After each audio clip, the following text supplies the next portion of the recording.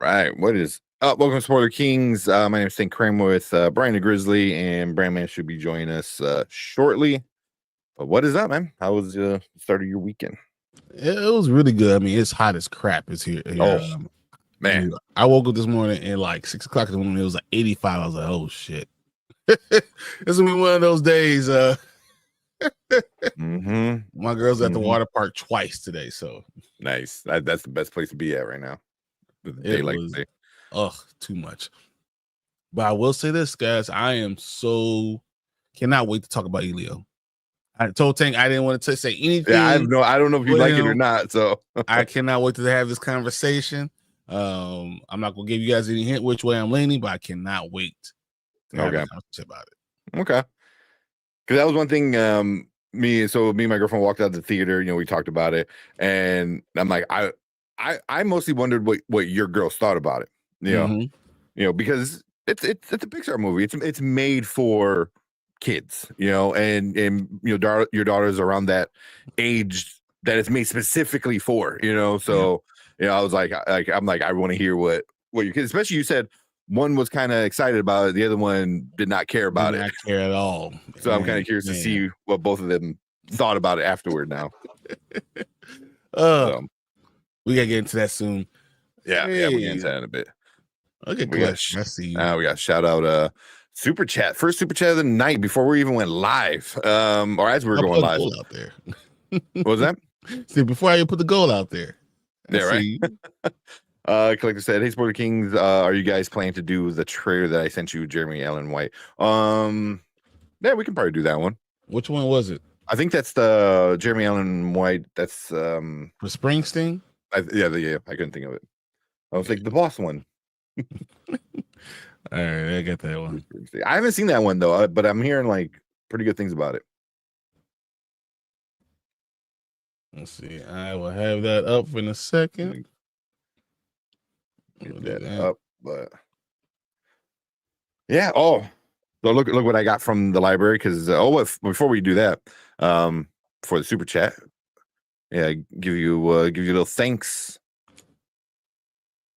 Give you a little thanks. Let's see what we got. There you go. Because I don't know, man. I've been on like a Spaceballs kick lately. We'll play this one for you. We ain't found shit. I just love his sticks on him. Like, oh man, I wish I got my Spaceballs stickers I ordered the other day. Nice. If I get a chance to run upstairs, I'll grab them. Hilarious. They're so good. Yeah. They got my Made of Schwartz Be With You. I got a couple of them. So yeah, I can't wait for that movie. That's gonna be one of those. Do some real quick. Sorry. Oh yeah. So to get ready for Superman, I wind up going to the library and picked up All-Star Superman. It's the graphic novel with all 12 issues in it. So it's been a while since I read it. Yeah, I actually have that down here. So yeah. Definitely. So this came out with 2006, I believe. It was after I graduated. No, it's before. That's going of 2006, I think, is when it started. It was 12 issues, I think, long. Grant Morrison, like one of the best guys, you know, doing it.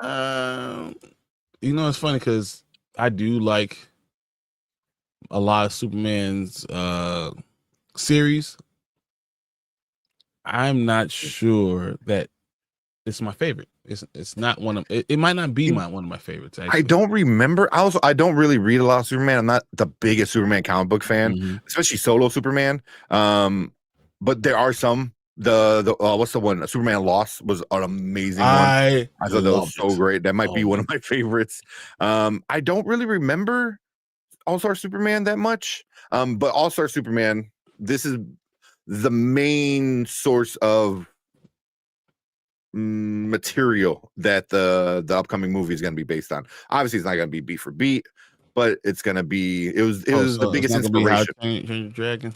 Yeah, exactly, word for word. But it's mainly this one, and I think there's like two other ones, but this is the main one. So I'm like, you know what? Let me let me go and read it and catch up. And I just got it from my library, so I bought it. So yeah. Yeah. So I mean, if you don't want to buy a comic or you can't afford to buy a bunch of comics, no, I've been saying the library is one of the best ways to. I mean, there's other things you could. I mean, you still could go online and you could do a lot of the stuff that's there. There's a lot of things that are available online for free, actually. Yeah, but like physical media. Oh, they have a bunch of like physical media if you want to actually watch something, video games, stuff like that. But one thing was because we're talking about like Ultraman's actually Bizarro kind of thing. Yep, Bizarro plays a big role in this, from what I remember. So. No, but 100% Bizarro. That's where everyone's getting the idea that Bizarro's Ultraman's gonna be. You can tell I was asking, it's gonna be a clone or it'd be Bizarro or something to that effect. Yeah. So, yeah, I'm gonna kind of reread it and see what we're dealing with. Yeah. I kind of remember it. I think this is about isn't Superman dying in this one? I don't remember what it is. Possibly. Well, possibly. There's the idea of the sun and all stuff. Yeah. Yeah. Just going through it. Yeah. So, you get a lot of Bizarro Superman and stuff like that in there. So, so we'll see. We'll see how it is. I'm gonna read it again.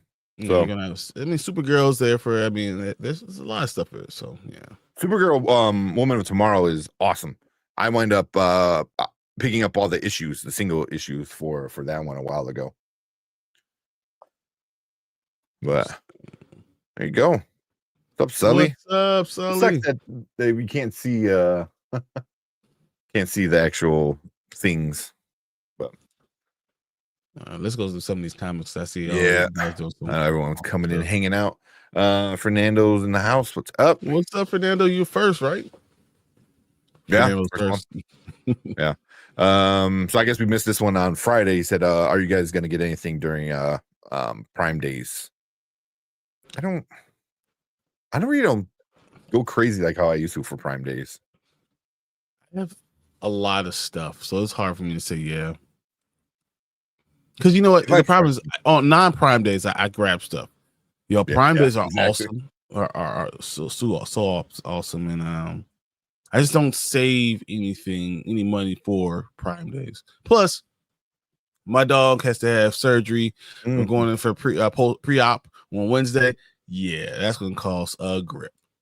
It's like I don't even know where this money gonna come from.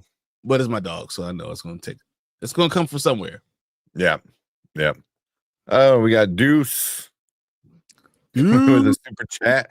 With everything going on right now, why don't people remember that the British considered American terrorists? Yeah, I mean, I saw the comment earlier, which we're gonna get into, but yeah, man, it's been a wild day.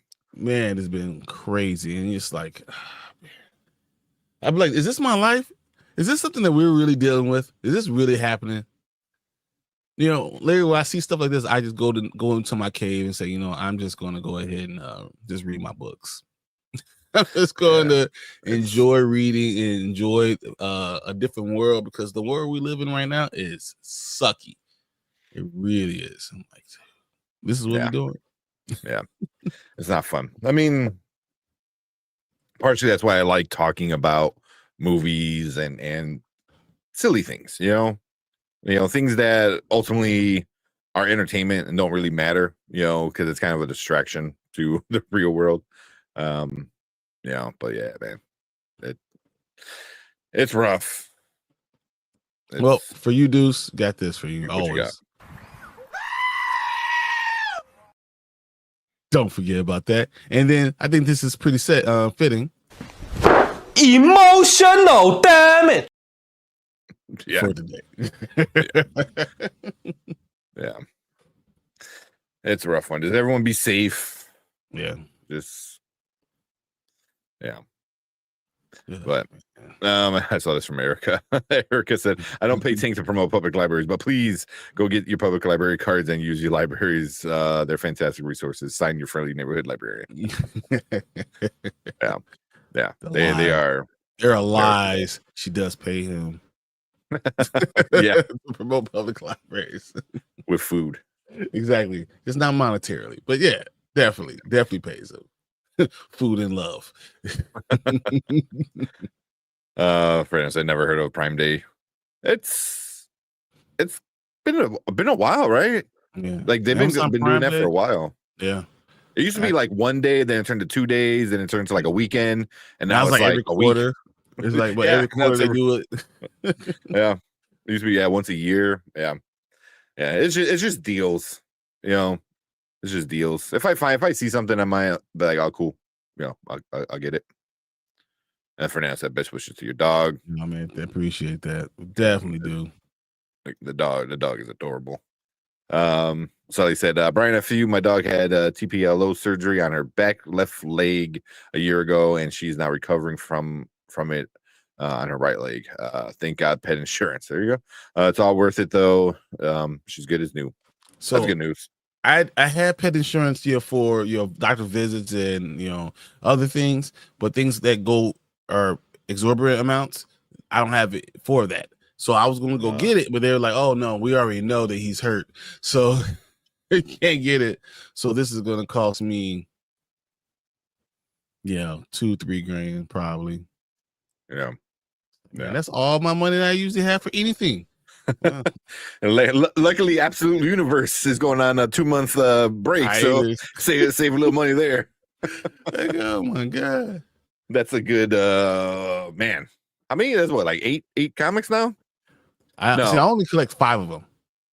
I think because Batman, Superman, Wonder Woman, Green Lantern, Martian, Flash. I think that's it. Right? No, there's another one. Where is that? Oh my God, I'm blanking so hard, but there's definitely another one. Yeah. But yeah, good news. That's good, Sully. I know dogs or pets, always rough, always feel bad, when they have to get surgeries and stuff like that. I say I don't like it. I was like, man, if I didn't love you so much, you know how much money I would have saved. I remember the day I got you when you were 6 months old. I was like, man, this dog's gonna cost me so much money. And he's like, yeah. And that's what they would say, like that a free dog winds up costing you more money than anything else. Easily. Free dog, ain't no such thing. Free pet. And then Collector with another super chat talking about this woman on Trump's team. I haven't heard this one that she came out in an interview, said he's gonna start World War III. He doesn't care because he has a bunker they can go in. Yeah. I have my own personal feelings about it. I told Anzo what it was. Yeah, I don't know. I'm not a fan of any type of war, especially if you're not defending anyone. So I'm not that that person. So yeah. Well, I'm pretty sure he's gonna have something on the OOC. Oh, definitely he's gonna have it. Green Lantern. That's what it was. Yeah, I say Green Lantern. You said Green Lantern, Martian Manhunter, Absolute Flash, Superman, Wonder Woman, Batman, and DC All In. That was the DC All In. That was the beginning. Okay. So that's it. Oh man, but yeah, I got me and my girlfriend been talking about it a lot today. So yeah, but it is man, not fun. Here, I got one for you. This seems super relevant for a lot of reasons.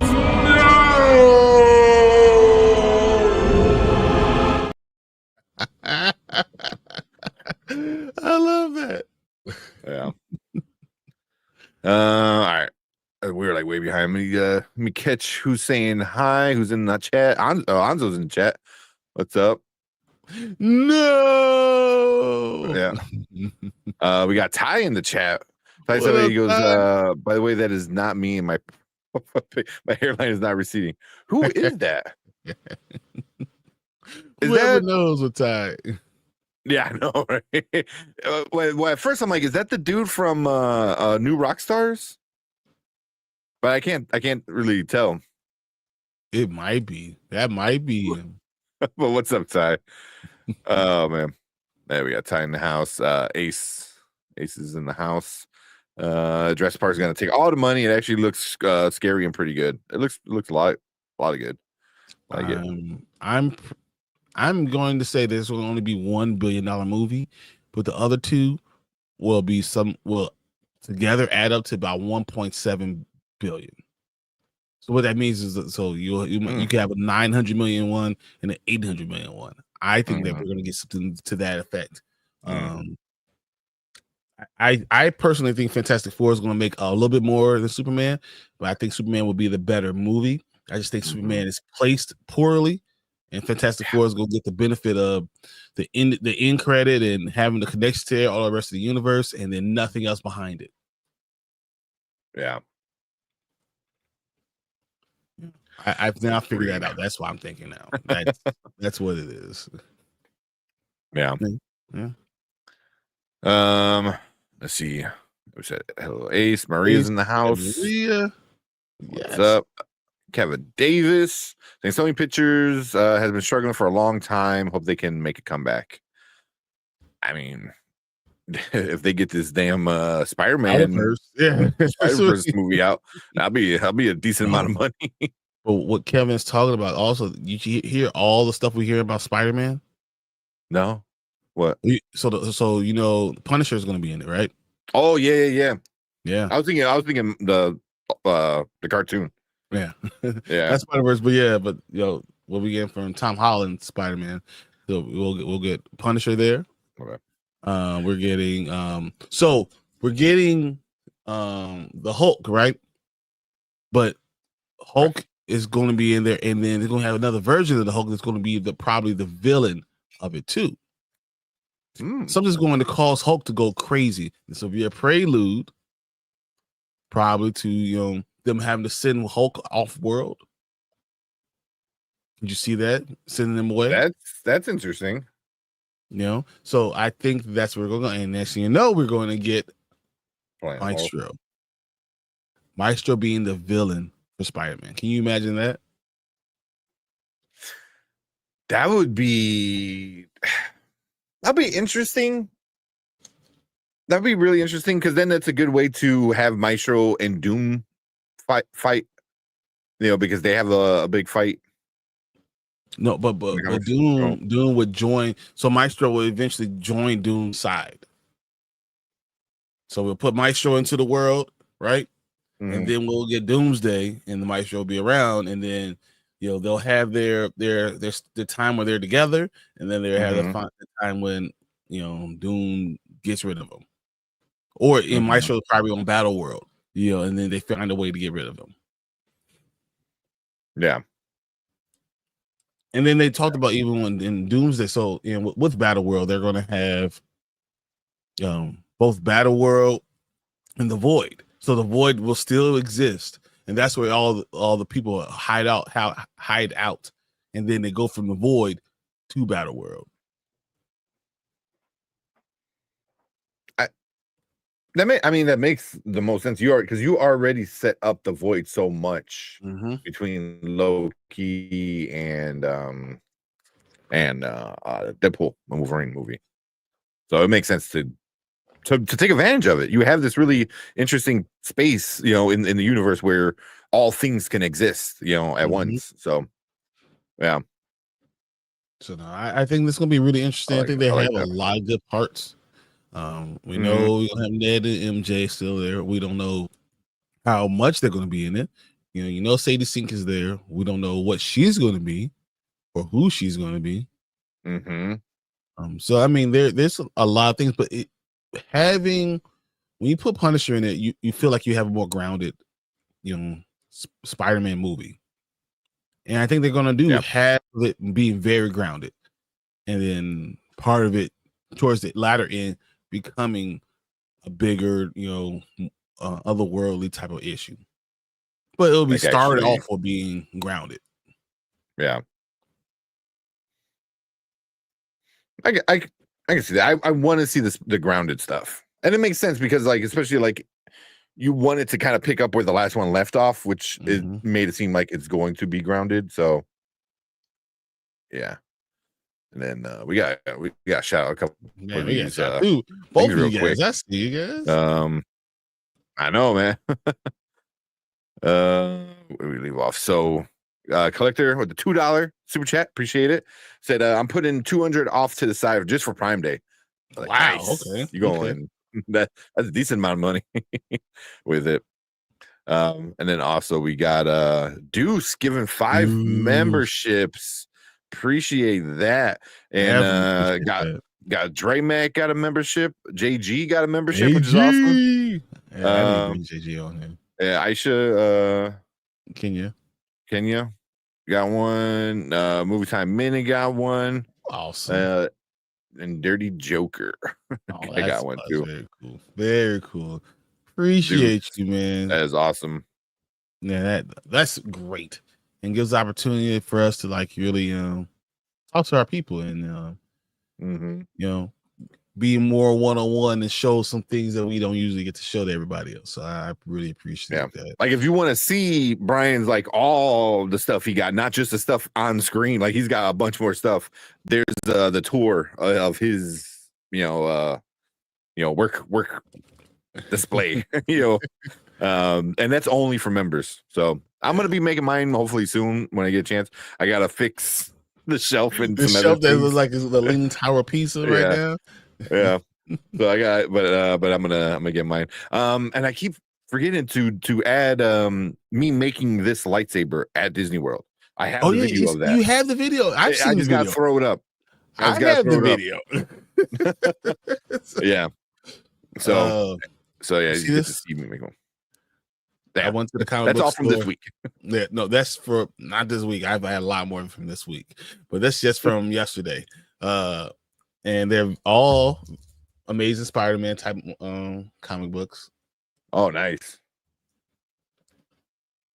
So those are really cool. So I was able to enjoy getting those things. So I like going to places that have good comic books for certain things. So I did that, and then I had found out I was missing something from Static, so I was able to grab that real quick. Well, that's a cool one. Yeah, I think this was number 42. So I had 40, 41, 43, 44. So I missed a 45 and 42. So I got 42. Nice. Let's see where we leave off at, but yeah, appreciate all you guys with the super chats and the gifted memberships, dude. You got to buy yourself a membership. I got something for them. I got this real quick. Right, wait. Yes. That's what I was saying when I saw all this stuff. I was like, yes, yes. That's all. Yeah. If I can, when we do a members only, I'm going to be maybe share my my link to my comic books, so you'll see what I have and what I don't have. I have somewhere around maybe 4,300 comic books, so I'll try to share my link to my CLZ app, and it has most of my comic books. There's some that are missing. And when you have like that many, what I'm trying to do right now, so I'm going to go through, my goal for this summer is to go through A through F and have them all organized. All on there? Yeah. So they're already on there, but I just want to A through F. I want them organized in the physical sense. So I want to be able to go through and match what's on CLZ to my physical part and be able to go through A through F and seeing all of it. But that includes Black Panther. And that's about 270 of them. So I don't just have all the Black Panther ones. I have all the Avengers and New Avengers with the Black Panther. I have Fantastic Four with the Black Panther. I have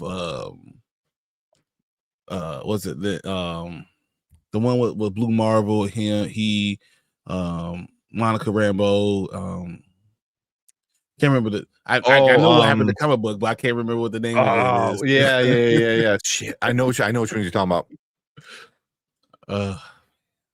It's so cool. It's like an extension of the intergalactic kingdom of Wakanda. It's like an extension to that, but that they go out intergalactically and doing all type of things. It's not Secret Wars, Deuce. It's it's like I can tell you exactly what happened in the comic book. I can't remember the name of it. Yeah. Oh, what is it? Oh man. Also, I don't know if I shouted out viewer Drew's in the house. What's up, Drew? Oh, and then Sully said, I need the Spoiler Kings to recommend a couple of Superman comics for me to read before the movie. I have read none. Well, there you go. All-Star Superman is going to be probably the main one.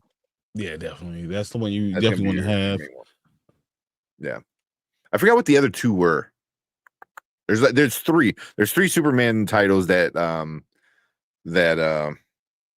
he's pulling inspiration from. Superman All-Star is the main one.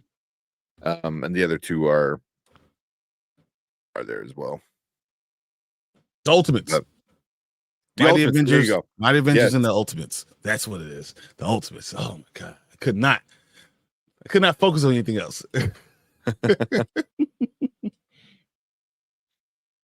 That's funny. But yeah, no, the Ultimates is such a I can tell you exactly what happens in the comic book, but I can't remember the name of the comic book. But that's just so because I am a super nerd, man. That's and I like stories more than I care about what the name is or whatever it is. I really enjoy the overall stories of everything. So you said so All-Star, especially with Superman, the runs for Superman, you want to have what's the one? Kingdom Come, right? Kingdom Come. Yeah, I don't think this is going to touch on Kingdom Come. Because Kingdom Come is like in the future, everyone's old, and he gets the logo is a Kingdom Come logo, but I don't think it's going to be anything to do with that storyline. What's the other one? The Superman. I'm looking at it says Superman versus the Elite. What about like all seasons? So all seasons, all seasons. I think that's one of them. Okay, I'm trying to look because I think James Gunn said which ones to read. But Kingdom Come is a very cool. Kingdom Come is a fun story. I love Kingdom Come. Kingdom Come is like awesome. So I have the individual comic book for it, and then I have the graphic novel Kingdom Come. But the individual comic books, so much fun. So I actually grabbing each one and seeing the entire series and putting it together.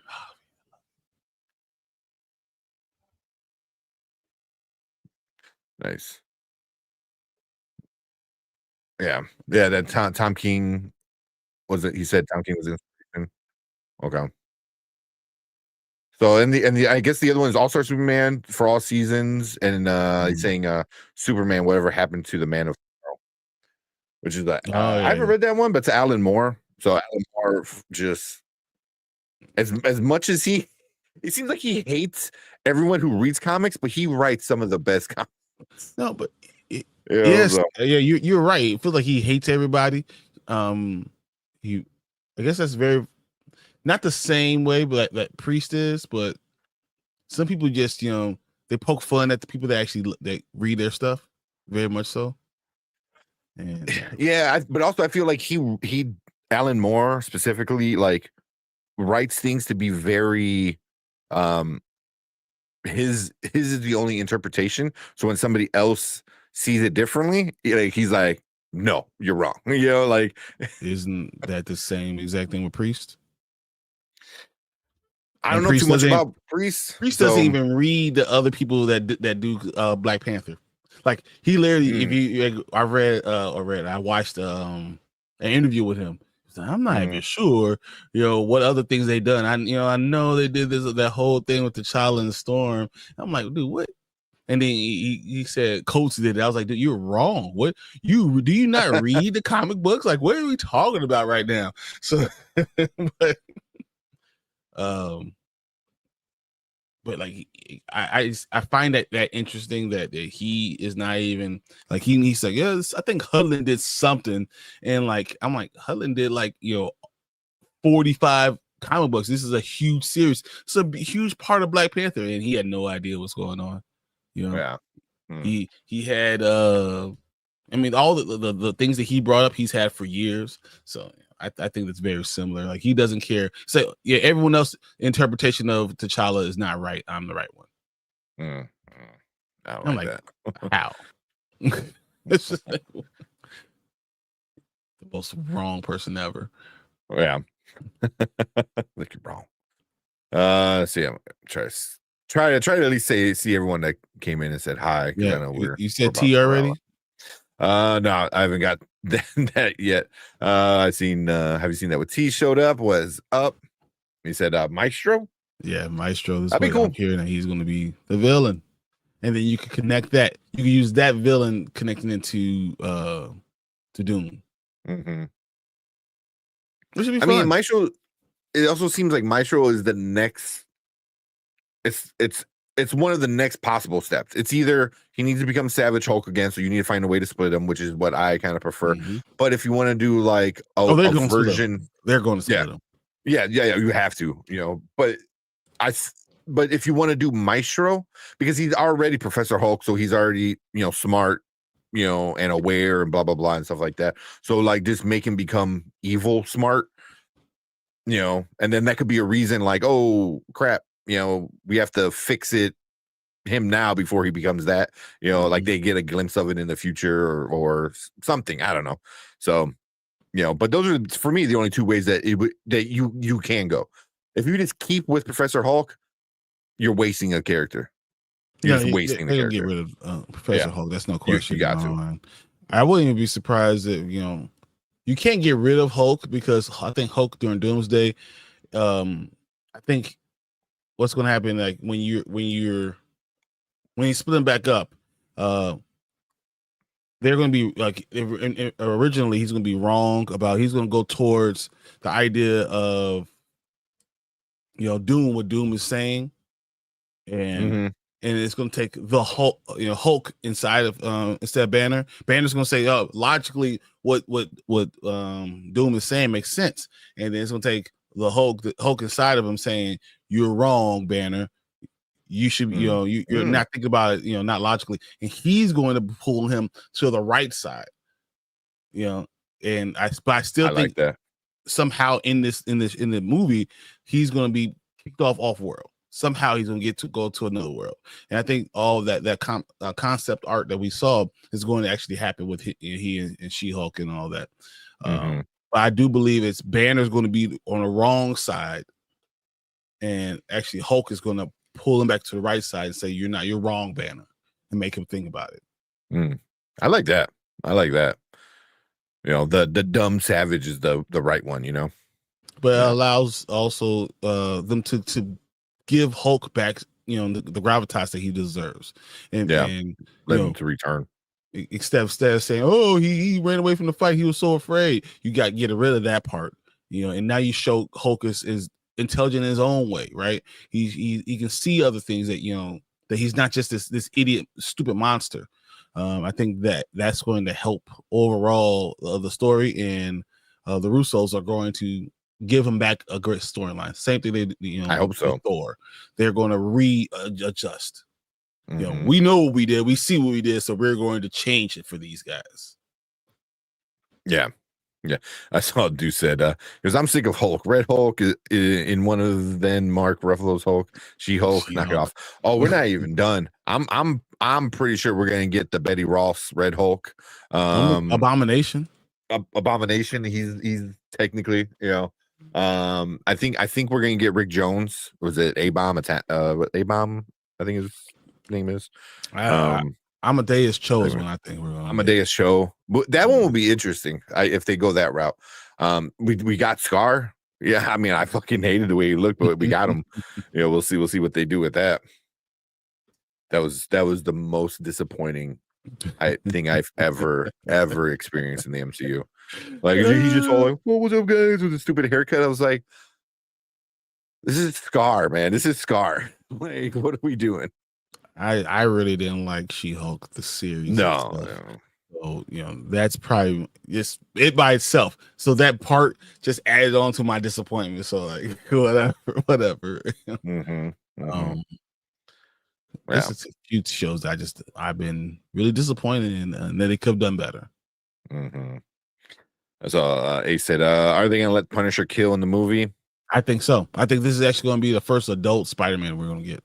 Oh, I like that. But I can see him doing what he did, what Daredevil did, where like he keeps trying to kill and Peter keeps trying to stop him. Like, no, you can't do it, So I think we're getting Black Suit Spider-Man.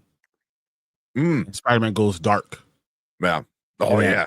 Drives him to. But that would be interesting because at the beginning he's stopping, the Punisher. He's like, no, you can't do it.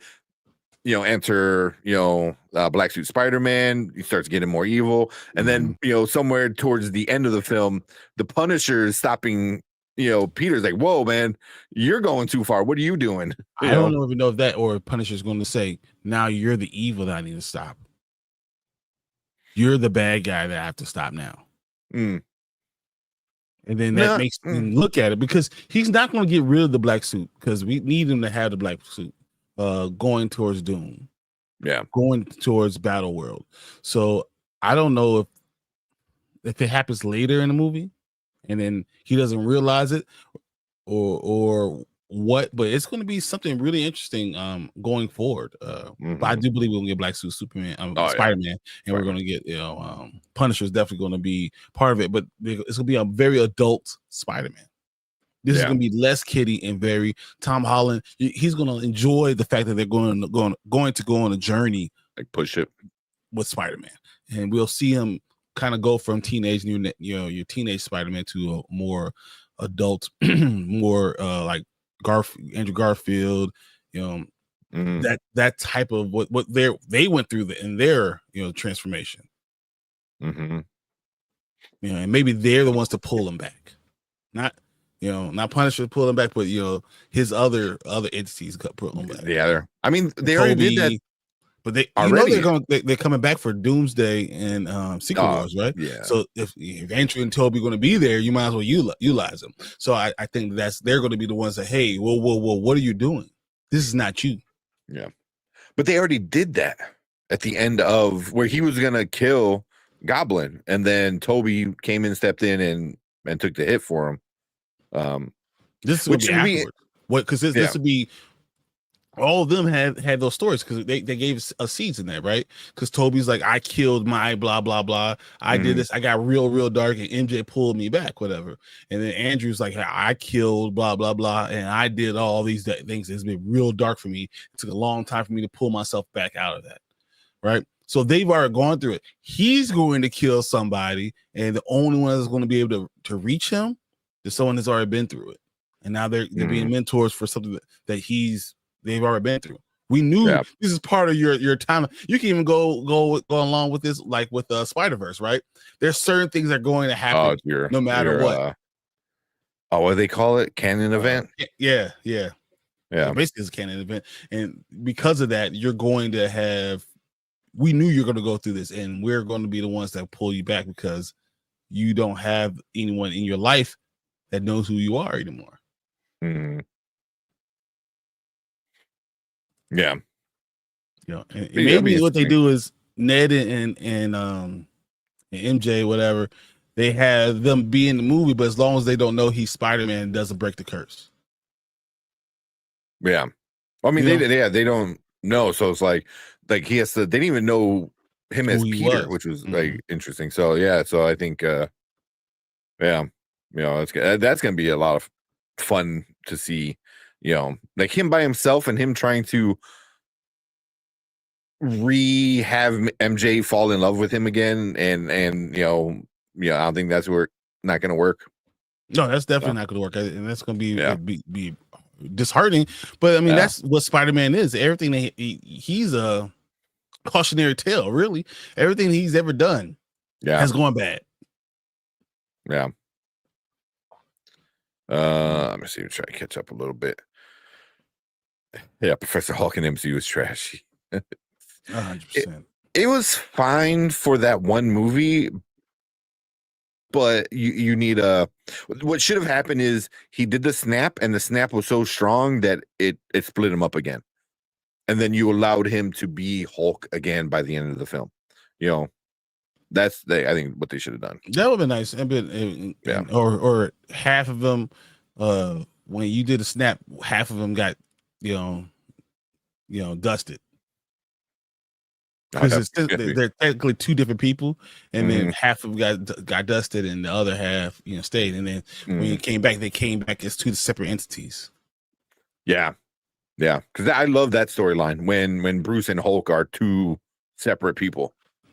But you couldn't pay that off because of what the Russos did to Hulk. You need a better time with Hulk. You need to and the problem was that they have Thanos, right? So when you look at the hierarchy of power in MCU, Thanos might be like 7 or 8, but if he's 7, then Hulk is 8, or Thor is 8, and Hulk is 9. Like, they're too similar, and they're too close in power, so you have to depower them, right? You have to do something to make them different, and that's what they did. So the Russos, that make them, these OP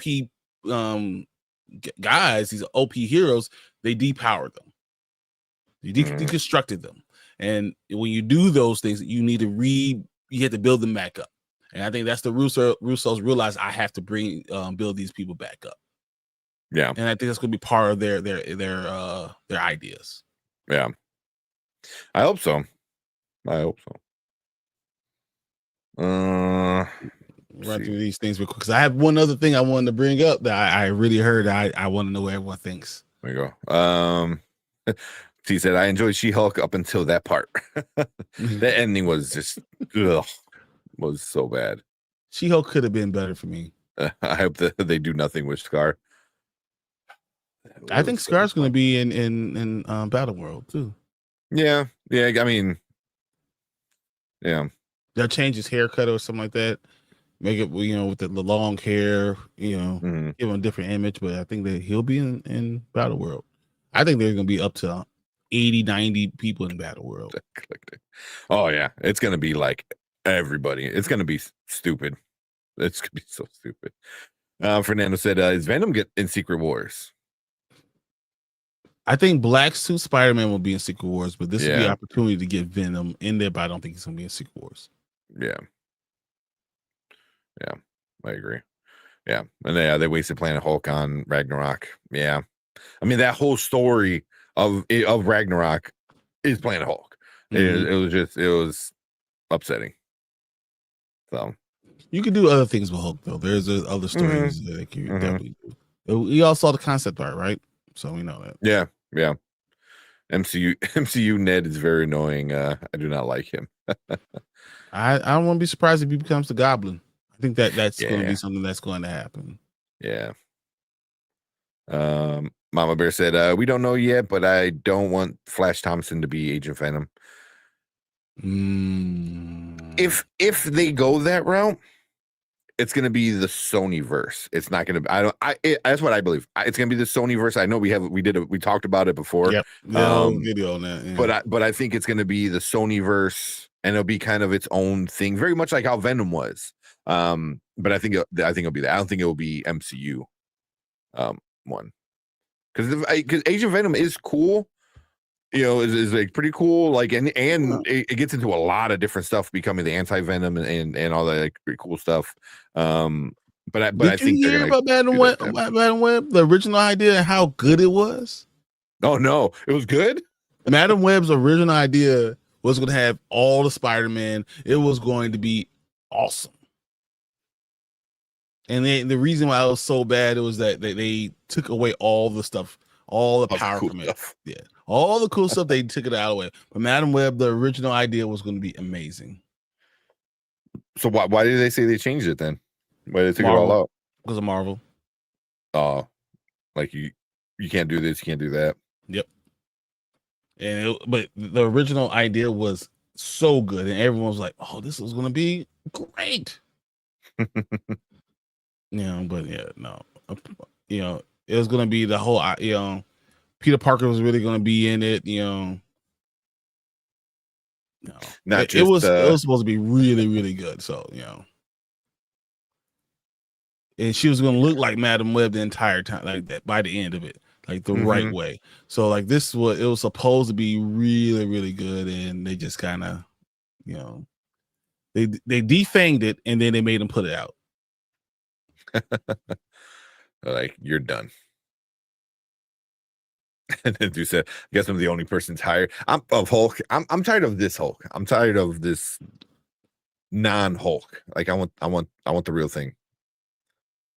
So I think it was like, it was supposed to be known as the point of origin was that a villain wanted to kill baby Peter Parker. You very much like T2.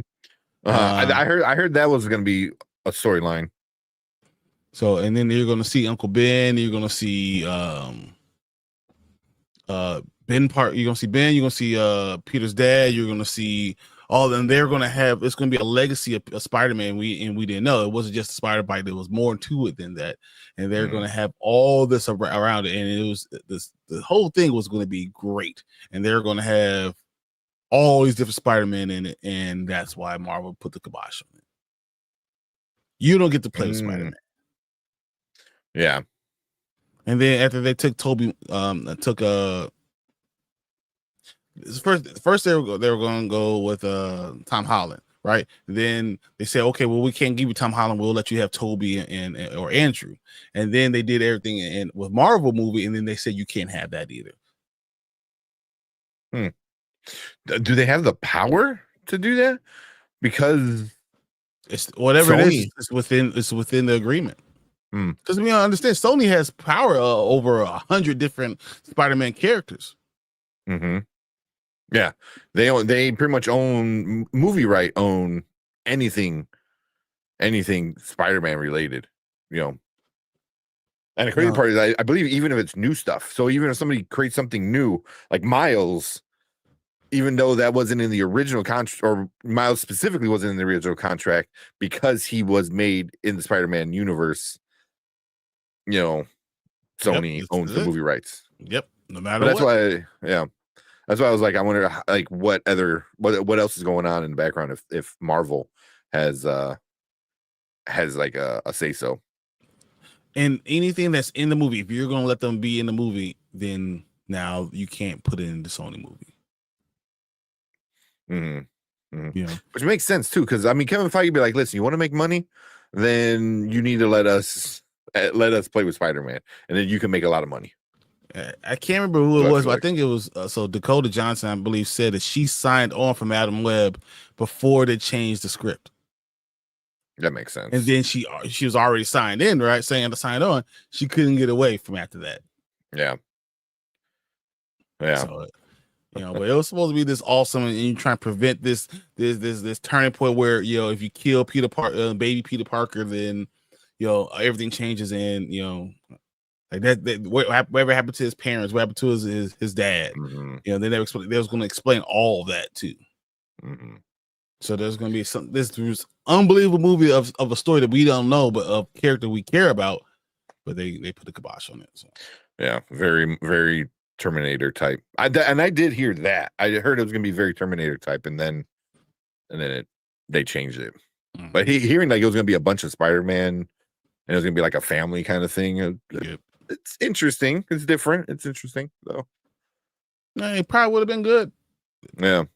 But definitely better than that. Come on. Oh God, anything better than that. That bring back Edward Norton. That would be awesome. I love Ed Norton. I love that Hulk. Yeah. But you hear that Ed Norton's hard to deal with, right? Yeah. Yeah, that's what I heard. Yep. So yes, the MCU has Sony by the balls for Spider-Man. Pretty much, like, because they can just be like, you want to make money, like, then we let us do this, So, but Sony then wants to say, okay, well, then you need to put these people in these other movies, and Sony's going to say, no, we're not going to do that. Yeah. Or I was like, oh, that's a great idea. No. We're not going to continue to do the same thing over and over again. Because, you know, Sony, they're like, it worked. So why fix it? Yeah. Yeah. Oh, she thought they were going to, that by going into a Sony movie, she'll end up in the MCU. If Madam Web was good, she would end up in the MCU, right? But it was terrible. In theory. Because even the original script, if they had, you know, Peter Parker in it, right? Eventually it's going to be Tom Holland, if that's the idea. If they're going to go that route. Yeah, if they were going to go that route, then you would have had that. Yeah. I mean, because look, even Venom, whether you like it or not, it made decent amount of money. Yep. All of them did.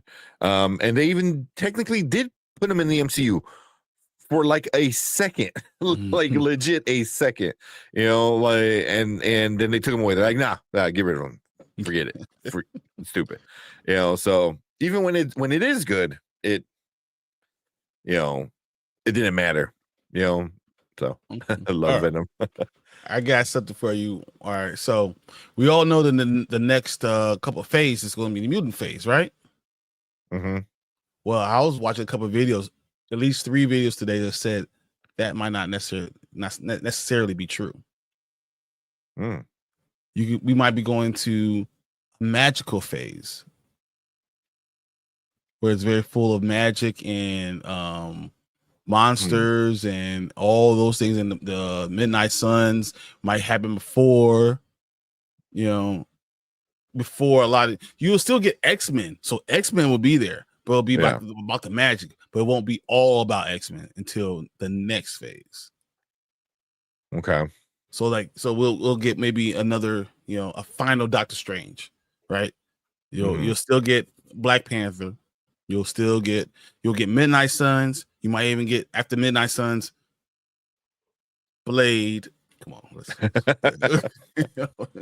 take that with a grain of salt. But you get X-Men, and then you get a Fantastic Four 2 on the next phase, in phase 7, and then phase 8 will be a focus on the mutant saga. But it might not be 7. The next thing we're getting into might not be exactly, you know, we're going all mutants. We're going all X-Men. You know, you might not get that. You know, they'll just be a part of it. And, you know. That's not the worst thing. You can mix Wanda in there. You can mix. Fantastic Four can still play nice with all these people. You're still going to have, if you have a new T'Challa, then you're going to have him be around. There are going to be some characters you're not getting rid of. You're not getting a whole new Fantastic Four. You're not, if you recast T'Challa, you're not going to get a new T'Challa, no matter if it's the one we want or not the one we want. You know, I don't even want to get into that because that just opens a can of worms for me. You know, I'm triggered by certain things. But, you know, but you might get a phase 7 that's not what we thought it was. Yeah. Well, here, I'll say why I think it might not be a bad idea. But first we'll start with Deuce with super chat, saying they should cash in on mutants now, save magic for later. And I mean, that's understandable. You know, like you got the new toy. Yeah, everyone's ready to see that happen. You know, like that's not a horrible idea. You know, I mean, I would say this though, easier idea, saga is a bigger thing. Yeah, you're not going to go through the mutant saga in, you know, a movie or two. This is going to be a huge thing, and if you're going to intertwine it and focus on mutants, but intertwine it with Avengers, but kind of leave them alone, you're only doing movies that are adjacent to X-Men. That might take some time. You know, so that's my own thing. I think it might take some time, and they want to get, because Mahershala Ali has stayed on, right? If he stayed on, right, this whole time, you have to give him something. That means Midnight Suns has to happen. Yeah, you at least got to give him like a couple movies at this point. Yep. Well, here, since we were talking about Spider-Man and stuff, we'll give you this one.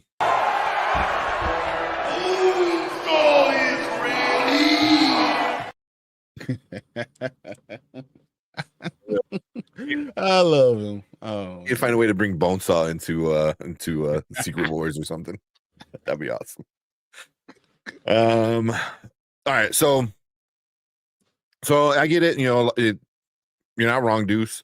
But for me, is it better to introduce them to this universe, and then now people know that they're there. Other people in the universe know they're there. You kind of get everything built, and then you can get into the deep of their lores. Because I can see it being an issue of like, oh, here's X-Men, and boom, and now we're the next, the next 10 years is all X-Men and mutants and stuff like that. Where you're just like, wait a minute, how do we go from Thanos and stones and this and that to where we're focusing on just that? So you're not getting rid of all of them. So like, if you have Yeah. contracts with some of these people, right? Yeah, You exactly. can't just stop these movies. Like, you're going to still have to have them in, and that's why it makes sense to go ahead, go Magic. Go ahead, get Mahershala Ali out there, right? Go ahead and do another, have Moon Knight and Midnight Suns. Go ahead and do those things. Cash on that, because X-Men is going to make you money regardless. So you can introduce the X-Men, in this phase, but that doesn't have to be the focus. Yeah. And it can all go towards one point where X-Men starts to take over. But phase 7, I think, is going to be the magic phase, and then 8 and 9 will be more X-Men. Yeah, and I don't mind that specifically, because I see who's that, Maria and Mama Bear saying I would love Wanda back, and that would make 100%. Sense. What connects Magic with everything that's happened before, with everything that's going to happen with the X-Men and mutants, and stuff like that? Wanda. So we got Wanda, right? You have T'Challa. Yeah, but I'm saying Wanda specifically because she's connected to the mutants directly, because she's a mutant. Yeah, because she's Magneto's kid, and she's connected everything to the past of previous T'Challa MCU. is married to Storm, so you can introduce them that way too. Yeah, you can do different, but I don't know. But you would have to introduce Storm, so I was like, that's why but you're going to have an X-Men movie. You're going to have an X-Men movie, yeah, in 2028. So that's why I introduced these characters. And you could start these little seeds for everything. So when you get to that next phase, it's already going. It's already kind of going with everything. So can you imagine that now, dropping them into certain movies, and then now they take over the franchise because they're already in there. Yeah. But you got to finish these contracts up, and these contracts are not done. Yeah. So. Oh, what's up, Toady? Toady said, I feel Elizabeth wants to move on from Wanda. I don't know. She signed on. She signed on again. So did she sign on again? I thought she didn't sign up for a movie, but she definitely said she's supposed to be in Vision Quest. Okay. Yeah. Yeah, I mean, from the little bit I heard from her, it sounded like she really enjoyed the character, So, but no, and she never really got her story finished. No one wants to be with Resurrection. She's gonna get resurrected. I wouldn't be surprised she gets resurrected. Oh yeah, in one of these movies, these next 2 movies. The next one, yeah. Doomsday. At the end of Doomsday, you're resurrecting Wanda. No more mutants. But the opposite of that. You know what I mean? What if she does the opposite? I don't know. Brings all the mutants, connects all the mutants. Yeah. Gives them a world. So. And she already kind of teased it before, with I forgot before what movie. She kind of teased it, and how much she enjoyed House of M. With House of M is awesome storyline. House of M is awesome. So her being a mutant just works out. Same thing with Miss Marvel. More mutants. All the mutants. Miss Marvel could be that. What if Miss Marvel? So what if Miss Marvel and Captain Marvel in the movie together, and this starts to separate them? Captain Marvel's on one side and Miss Marvel's on the other. Maybe Captain Marvel goes on Doom's side and Miss Marvel's on the other, and she has to bring Karen Danvers onto her side. But that also creates a separation with them that now gives her her freedom to have her own show. Once again, so now you have someone who's already a mutant, going forward with what's going on. No more Captain Marvel, no more really Carol Danvers, because she could go off and do something else. You have Miss Marvel be carrying the torch from now on. So that will work. Same thing with Namor. Like with Wakanda, you have that because he can carry the mutant part because he's really a mutant. He's Storm. I mean, you see the story. He's really a mutant. So you can do those things with Franklin Richards. He's the most powerful mutant of all time. So, what I'm saying? That's what I'm saying. Fantastic Four, all these movies have mutants in it. So you can have this thing go to the mutant saga, but it's still going to be more magical going to mutants. Yeah. Yeah. I mean, you already kind of hinted at that Wanda had power before the before the stone, so it's like, so it already in the show started hinting at her possibly being a mutant. So yeah, and then introduced Magneto and stuff. You never introduced Magneto, so you can still have her going through her past and finding out that's her father, and all those things could still be there for us, right? All the tissue's there, so you don't have to jump right into mutant saga. You can just kind of gradually get there. Yeah, it won't be as abrasive either. Yeah, exactly. I like that. So what if Wanda's in a magic coma? I like that. Well, what if you just say one of the variants, maybe Doom has to go find another variant of her, and he brings her in, and then that variant turns on Doom and becomes our Wanda going forward. Yeah. So, and also like Multiverse of Madness already proved like there's a bunch of Wandas out there, and different things, and I've heard a lot of good ways to bring Wanda back. So 100%. Yeah. There's, I mean, you go a bunch of ways. Dude said better writers and bridges both, or better writers and bridges both mutants. Yeah, exactly. So you can transition to the mutants, but you don't have to necessarily make it right away. Like, well, we're done with this one, we're going to write the mutants. No, you're going to transition because you already know you're doing Black Panther 3, right? We already know we're going to get. They're already writing a Fantastic Four 2. They're already, Doctor Stranges are already being done. Like the Midnight Suns is back in pre-development. So like you already know these things. So you can go towards this mutant part. Yeah. I heard a Thor movie. I heard a rumor that they want to do a Hercules movie where he's just literally hunting down Thor like for the whole movie. Yeah. That worries me, but we'll see. That worries me. I love Hercules as a character though. I like the actor who they had as the actor as Hercules. I can't think of his name, but he was in Ted Lasso. Brett Gold something like that. So, oh shit, hold on. What am I doing? After Doom, RDJ can be T'Challa. You want to see me blow up?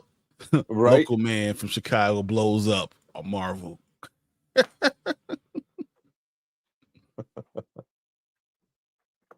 Sorry, I'm trying to. Because the damn little gnat has been bugging me all fucking night. So Magneto's Wanda's dad, right? Exactly. Yeah. And you can do that. Use that storyline. You can use it now that you brought them all in. But yes, right. And not in every version it's not there because he also denies it. So, but you can still use this. And then if you use a Wanda from a different world, you can use her about to marry Doom or even marry Doom and then turn on him later, realizing he's a monster as he becomes, God, really, that's what it is. Yeah. It's like that. That don't ever read about the ultimate version of the twins. It's sick. Yeah. Oh man. It's like avoid it. Oh man. Yeah. I can't believe they were able to do that. I have no idea what you're saying. I don't even know what the ultimate version of the twins. So besides the Ultimate Spider-Man, obviously, because I got like 3 back here. I really didn't care about the everything else in the universe. I wasn't a big fan of all the other Ultimate stuff. So The I old didn't really ones, read it. yeah, A lot. I agree. The old one, the Ultimate Universe from before with the Fantastic Four was not great. Yeah, I agree with that. Yeah. Ooh, MCU version of Legion. I'll take that. Yeah, but then you got to introduce Xavier. You just like you gotta introduce other characters before you start introducing like kids. But we know that they are, right? Because they are looking at people. Yeah. Legion, the show was awesome though. It got a little rough in season 2 a little bit. Season 3 was wild. I did not expect that, but it was a good show. Season 1 was so good. And Tony, yep, her punch is making big screen debut in Spidey. Yep, we're talking about that already. That's gonna be fun. That's gonna be a fun one.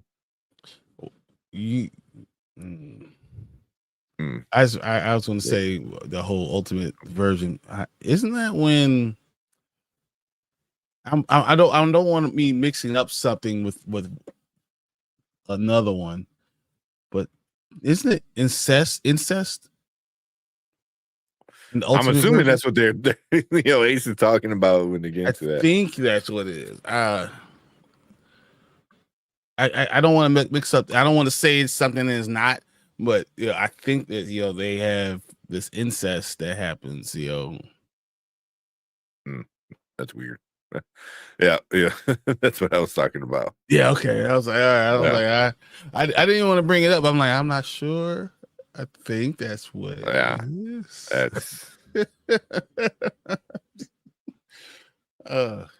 What was it? So I'm an Australian playing an Australian in a movie called Australia with Robert Downey Jr. RDJ got nominated for it. I remember that. Man. That's awesome.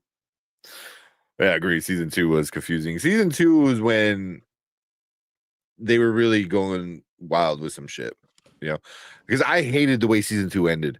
I was just like, wait, so we're trusting the bad guy that tried to kill everybody now? Like, what is going on? Oh, bro, I was so pissed off with the end of season 2. I was so pissed off with season 2. And then what Legion kind of did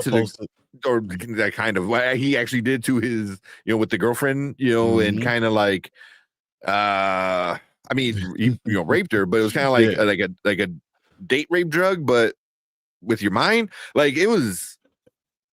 It was the R word 100%, and that was, and when you're using your powers to do it to it. I mean, but I mean, Legion is not. I want to say he's not a bad guy. He's not a good guy. All those multiple personalities, are interesting. I don't think they dove into it enough in the show. And I get it's hard to do, but season 2 had some good points. Aubrey Plaza was fucking awesome. She was awesome, man. Like that was the show where I was like, oh, you can still be funny and then be super, super dark. Like for me, like that was the show that she's a good actor. She's been like dark humor, like in Community, but this is dark, like drug problems and suicide and shit like that. Mental issues. What's that movie that she was in? It was Emily. Yeah, Emily something. Yeah. And she's always good. Yeah, she's awesome. Oh man. Yeah, the hero of the show is not supposed to be R2. Yeah, exactly. Yeah. I mean, yeah. It was wild. Season 3, I think, saved the show a little bit. But yeah. I thought you meant Tropic Thunder. I haven't read that comic. So. Yeah, the Ultimate Universe with I think it's the 1610 universe. I think that was right, wasn't it? 1610. I don't remember. Like I said, I was reading some of the Ultimates, like their little Avenger group. I didn't like the fucking their costumes really. Thor was the only one that I thought was kind of cool, but I still prefer Thor. And it was just the whole thing. I was like, I'm gonna stick to Spider-Man. And for the most part, he stayed in his own corner. Like he's like, I'm not gonna go mess around with too much of those other people, for the most part. But yeah. Oh man. Yeah. So I think it was the 1610. Yeah, that's fine. I'm pretty sure it's 1610, but yeah. So to me, Miles was the only good thing that came out of the whole thing. You're 1,000% right. Yeah, I mean the Maker, came out of it now, came out of that universe. Because now with the new Ultimate Universe that they're doing, it's pretty good. Spider-Man. Spider-Man's great. Black Panther's great. X-Men sucks. I don't care what anyone says, man. It's terrible. So how are you getting 15, 16 issues? It is awful. The Ultimate Wolverine is phenomenal. It's so good. It's and so the Ultimates in this I haven't read any of the Ultimates. Is it?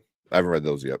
So that's kind of good. But obviously it's Miles. Miles is hands down a game changer. Also, I'm sure you watched that Spider-Man and Friends show. It's a kid show. Yeah. Right. So there's Spider-Man. Yeah. There's Spider-Man, traditional Peter Parker Spider-Man. Then there's the one that we get from the was it Spider-Verse kind of movies. Yep. And they call her Ghost, right? Ghost, yep. Which is the same thing. But then what do they call Miles? They don't call him Spider-Man. They don't call him Miles. He has his own name. Now, I just found this out like last week. I thought they called him Spider-Man still. No. He has his own name. It's Spin. Oh, it is Spin. Spider-Man, right. Yeah. Ghost, and Spin. Because obviously like spin a web, blah, blah, blah. Yeah. They did call him Spin. I thought that was interesting. I was like, that's the only version of Miles where he's his own person. This is his own thing. He's still a Spider-Man, much like Ghost, but Ghost has her own look and name, and then they gave him Spin. Horrible name. It's stupid as shit. They could have called him like Sting. I don't know, like something. You can't say something like that, I guess. Yeah, but it's Spin. He's called Spin because I'm watching it because my son wanted to watch it for some reason. I forgot. So we started watching it and he's kind of into it.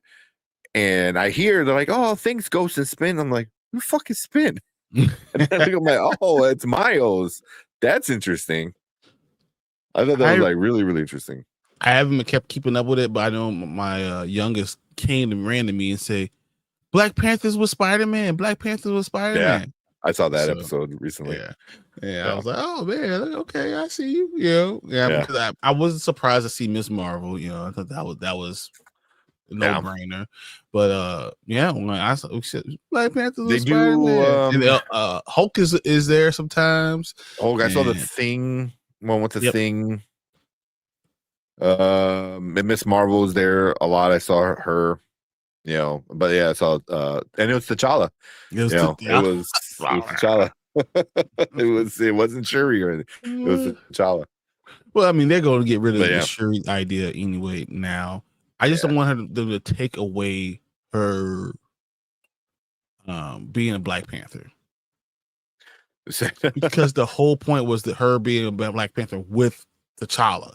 That's always been the point. So he can guide her, and then she can decide what she wants to do. They're taking this one thing happening in 4 comic books, and then trying to make it the next one. Like the whole thing. Yeah, like that's not what you do, guys. Yeah. So I know Anzo was asking like what way they did it in.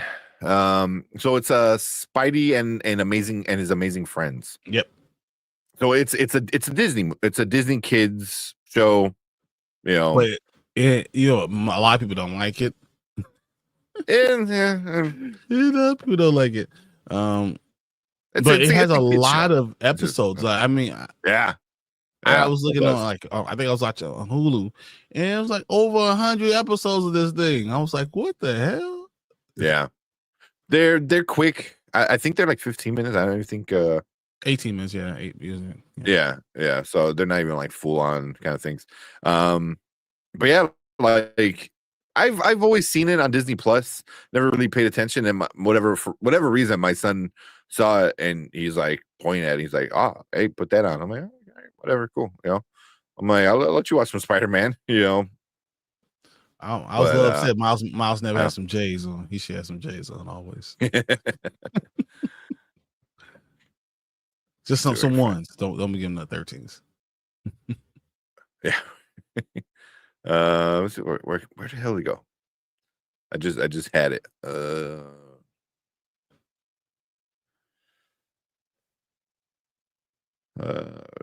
you go. I got way too many pictures on my desktop. I need to clean up my desktop. Were you doing the introduction to Spidey and Mason Friends? No, this is gonna show the picture. Oh, okay. Because I mean, it is like super. It's kiddie. It's a kid show. I can show you how it looks right now, but yeah, there you go. If you got it, I don't know what the hell happened to it. Ugh. I just looked it up. Yeah, because I have to share it a certain way, otherwise, freaking computer goes crazy. There you go. Yeah. See. Yeah. Oh yeah. Wasp is in there. I saw one with Wasp. Iron Man was just in there. I remember that. Yeah. Yeah. So it's just a kid show, but that's the only time that I know of where he's not called Spider-Man. He's not called Miles. Like they still call him Miles when he's out of the costume, which like he is Miles. Rare. Yeah. But like while he's in the costume, he's Spin. That's his hero name, which is kind of cool. It's kind of cool that they realize like, oh no, he has to be his own character. Mm-hmm. So yeah. So like there with the $2 super chat. Yeah, he's right though. Yeah, it's been a while. I was trying to like stall for Brandman, but no, we need to go ahead and do this, and we need to eat it, Elio, because I want to talk about it. I want to tell you guys what I think. So much. So Kyle's in the house. What's up? Says, damn, I'm getting into the beast to be civil before I comment. Y'all do. What up, Kyle? Oh, that's the like that's the civil comment. Miles, my favorite Spider-Man. Miles is awesome. I hope you get Miles. The season 2 of Moon Knight. I do too. I don't think we're going to get a season 2 of Moon Knight, but I do believe we're going to get the Midnight Suns. I think Moon Knight will be part of that. Yeah. And I think if you get a movie with him, it's going to be very cool. Yeah. What do you say? I just said they call him Spider-Man in the Spider-Verse, so I'm good. He's Spider-Man. But they also call everyone Spider-Man in the Spider-Verse. Yeah. Yes, I am Spider-Man. Always. That's what it says. Yeah. Let's go back. Yeah. Let me show you what happened. Yeah. All right, let's do this. But I think Collector's right. Check it out. But then I want because we'll do the trailer and I want to talk Elio because that's go right into Elio. All right, let me get that ready.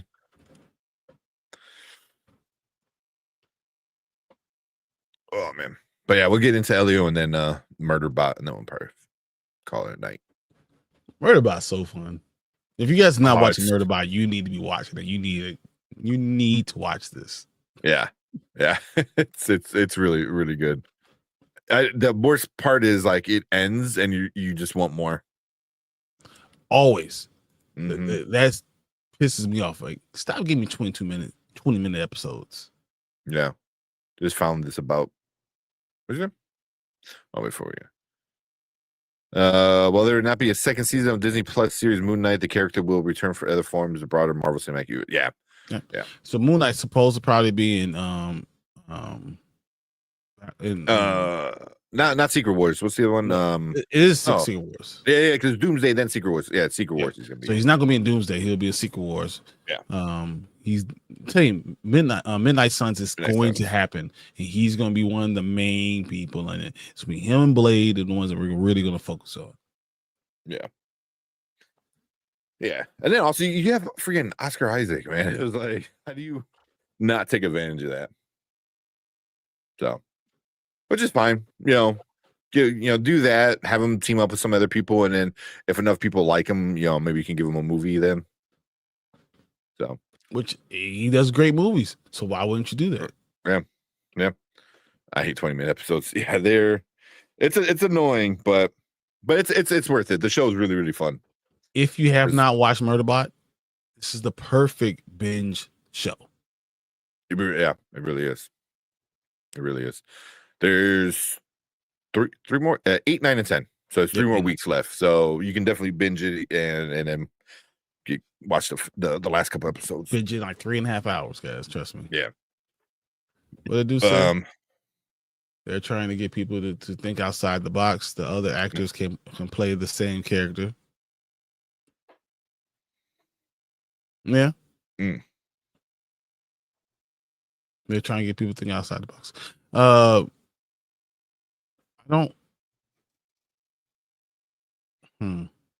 I don't necessarily. I want the actors to play the same character, but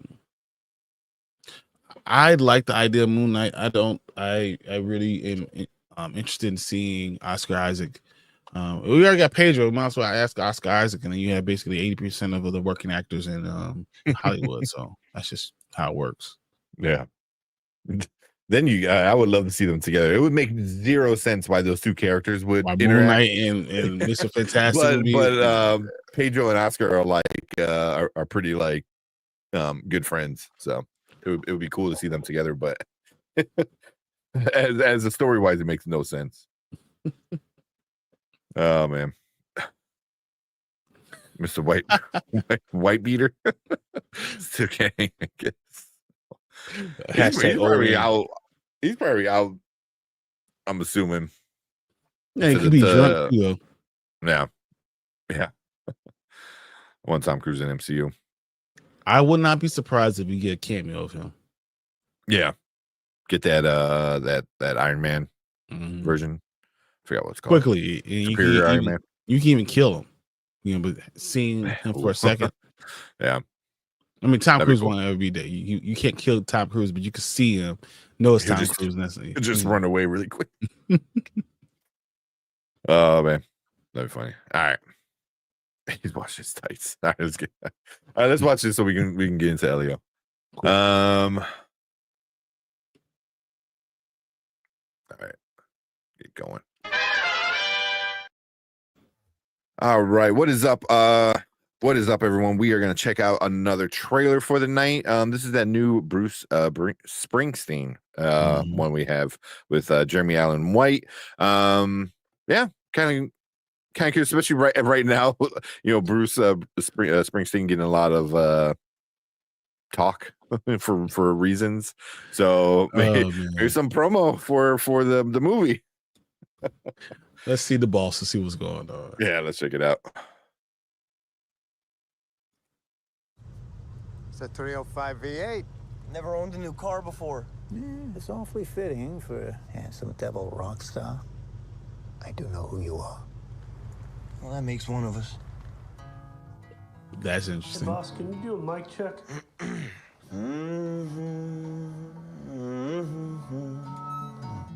How's that sound? Looks about right. Don't need to be perfect. I want it to feel like I'm in the room by myself. Yeah. Let's try one. Here's what I want you to understand. This is not about either one of us. This is not about the charts. This is about Bruce Springsteen. And these are the songs that he wants to work on right now. I saw her standing on her front lawn, just a twirling her baton. I'm gonna tell you a little story. When Bruce was little, he had a hole in the floor of his bedroom. Me and her for a ride. Why is it always gotta be the one that's beating the It's supposed kids? to be solid. You're supposed to be able to This is the dude from stand up. Adolescent, right? Yep. Bruce, he didn't have that.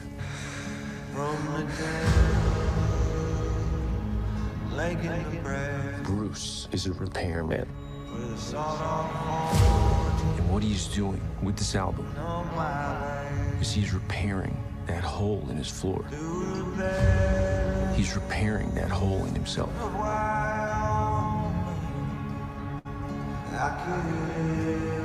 And once he's done that, he's gonna repair the entire world. Trying to find something real in all the noise.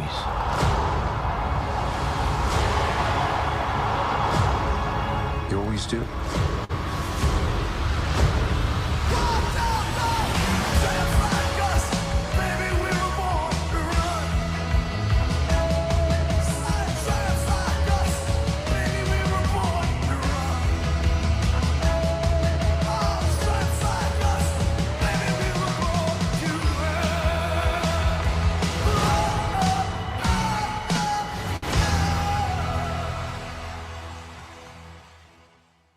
Okay. Oh, damn. It's going out like this year. Yeah, in October. So Yeah. um, if so, he's already released what 5 albums by the time this coming out. Yeah. I was like he's already established. It's not like an origin story, or it's not like too early in his career, you know. So it's like he's already known, got gold albums and all that good stuff. I think he had platinum albums. I mean, because if it's the 5th one, or 6th one, I'm not a huge Springsteen guy, so I'm not exactly sure. But yeah. I don't know. But I think if I can look it up, is the album, the 6th album is Nebraska. Mhm. So Nebraska. So it's not really an origin story. It's gonna be it's a biopic, but it's really only focused on one album. That's what I got from that. That's interesting. Yeah, origin story. You know what I mean?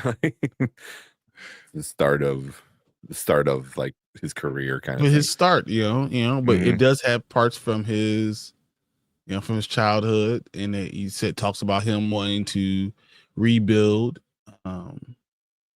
So that's interesting itself, or rebuild relationships that he's lost. He's trying to fix that, and I don't know why they go for the whole world.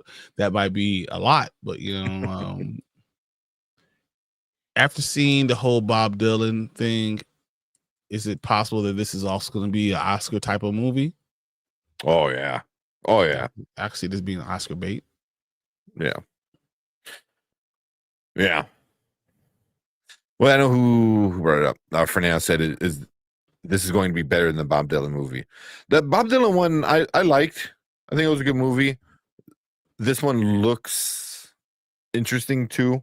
Very similar, I feel, but yeah.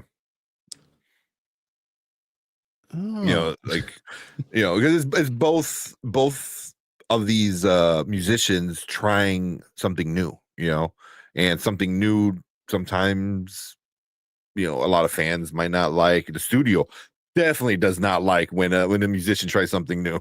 Yep. So that's the biggest obstacle. So it doesn't matter if you're the boss or not. Yeah. Like, no, you do this. This is your genre. You stick to it.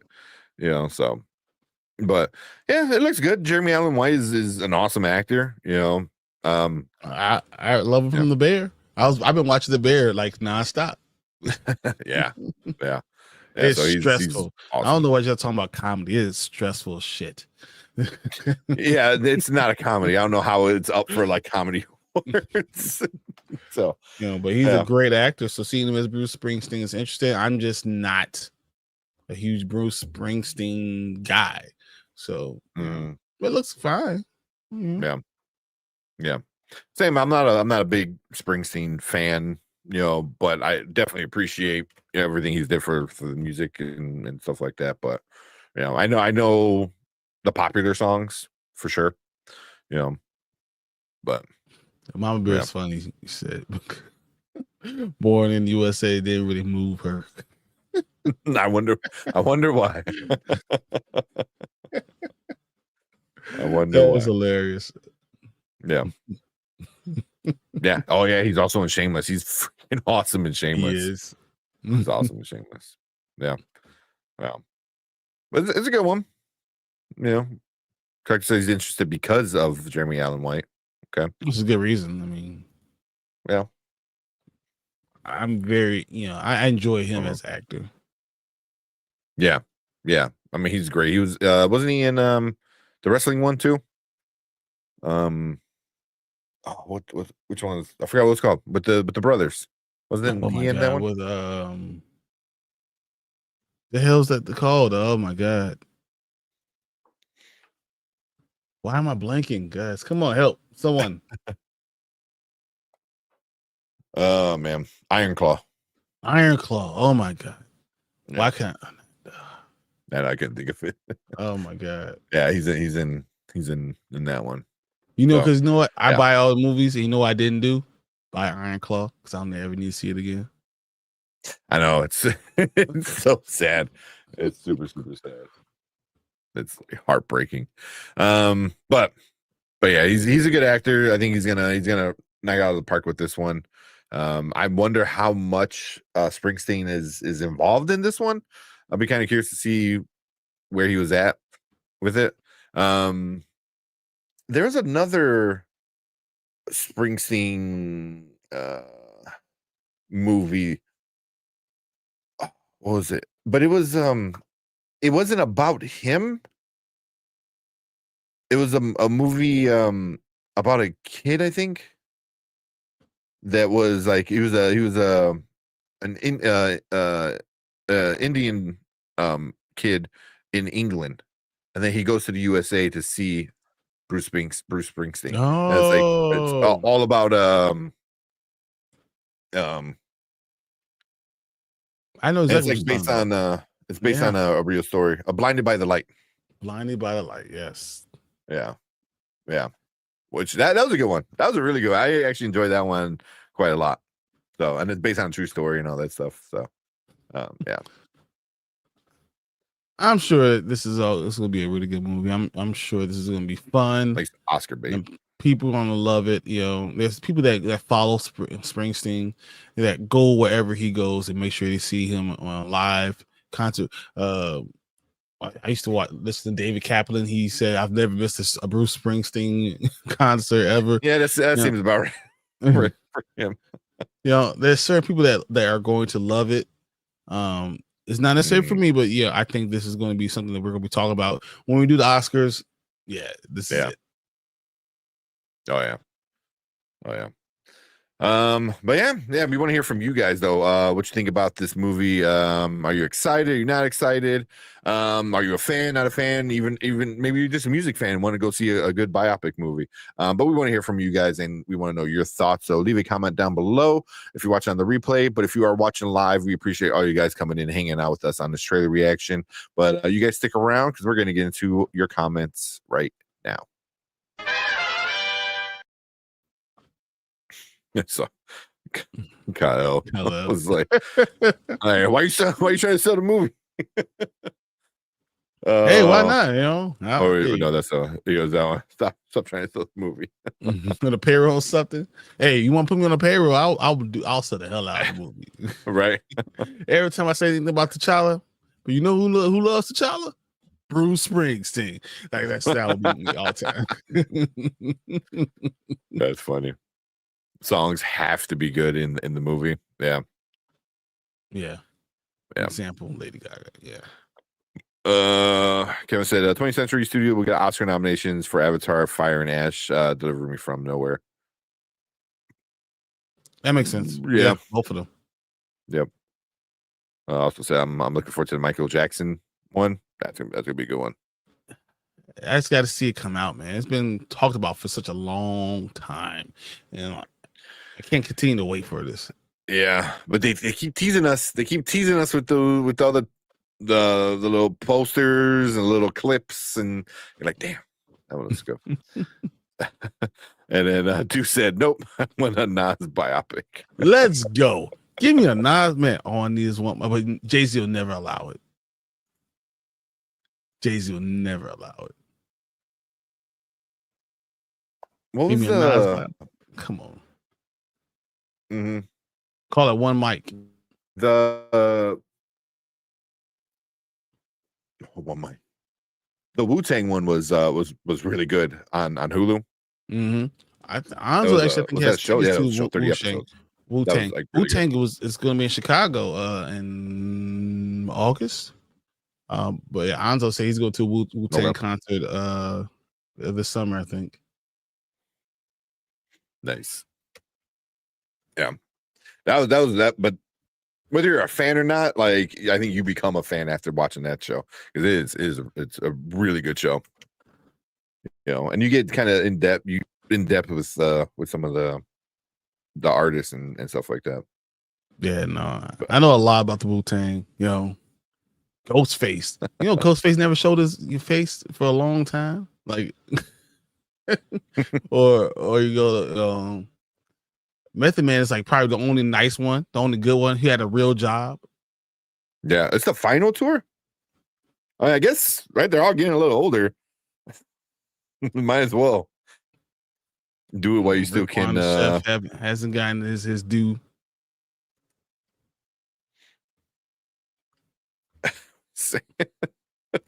Tank to you. Shimmy. R.I.P. ODB. Yeah. I wonder how many people you actually name of the Wu-Tang Clan, because there's like 16. There's a bunch of them. There's a bunch of them. Dude, I mean, I don't think I could name more than 6. Yeah. There's RZA, Jizza, Old Dirty Bastard, Method Man, Ghostface, Redman. Raekwon. Redman's not part of the Wu-Tang. No. Yeah, nope. Talk about ODB. Yeah, I don't know if I can name anyone else.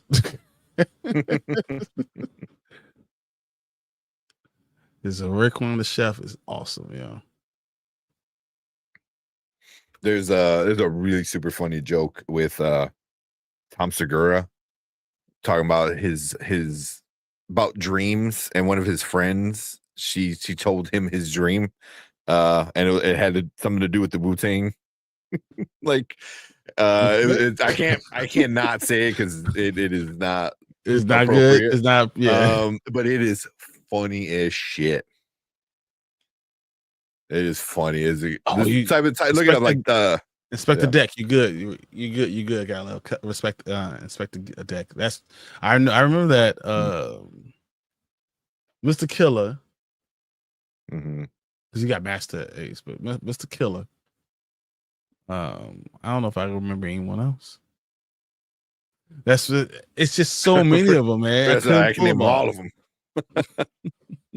Yeah, Redman's Wu-Tang adjacent. That's what Mr. Killer. Yeah. Capadonna. Yeah, Capadonna. Yeah. You got. You're right. You got. But I can't now off the top of my head. You know.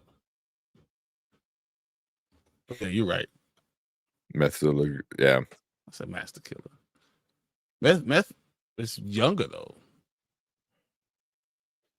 You know, I feel like Meth is younger than everybody else.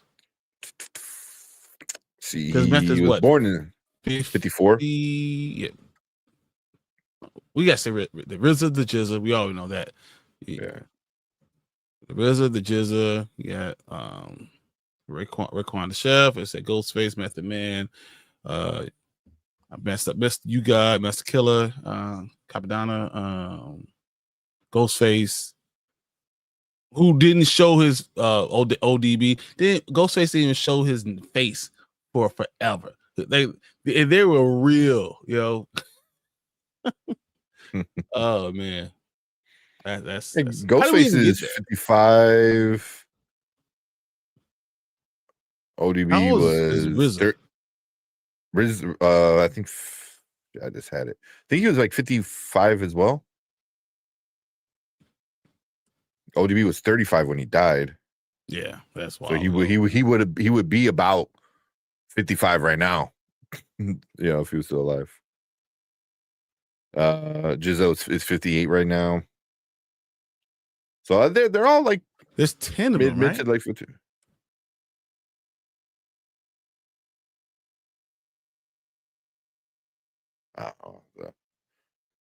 As I looked up, I thought there was 10 of them. So you guess 9 of them, but I thought there was 10. So my favorite rap group, don't get me wrong, I respect Wu-Tang and like Wu-Tang. I got a lot of songs Wu-Tang, but my favorite is still Outkast. Okay, it's just my favorite. It's just might be my time that I grew up, though. That's probably what it is. Yeah, that too. Yeah. Also, Key and Peele have a really funny skit with about Outkast. Man. Dude. So we talk about Outkast, boy. I love Outkast personally, but yeah. But I'm more of Atlanta. I like Atlanta rapper. I was more into Atlanta rap than I was New York. But Wu-Tang is it. When you start talking about like they changed so much stuff. I mean, the way things were going. So I respect it. I'm all about it. Yeah. So we start off with biopics and movies and stuff like that. Talking about So most biopics that I've seen are usually pretty good. With musicians at least. Like when they actually like put the effort in, like they come out like really, really good. I'm trying to think of like a bad one. A bad biopic? Yeah. I can tell you one I didn't like. Which one? Elvis. Yeah. Yeah, that one. Yeah. Yeah, I didn't. I mean, and I watched it and I was just like, definitely made him, be the victim of a lot of stuff. The victim of his own life. Yeah. Dude, don't be talking about Andre and his flute, man. He was feeling himself. I'm gonna do a flute album and make it platinum. No words, all flute.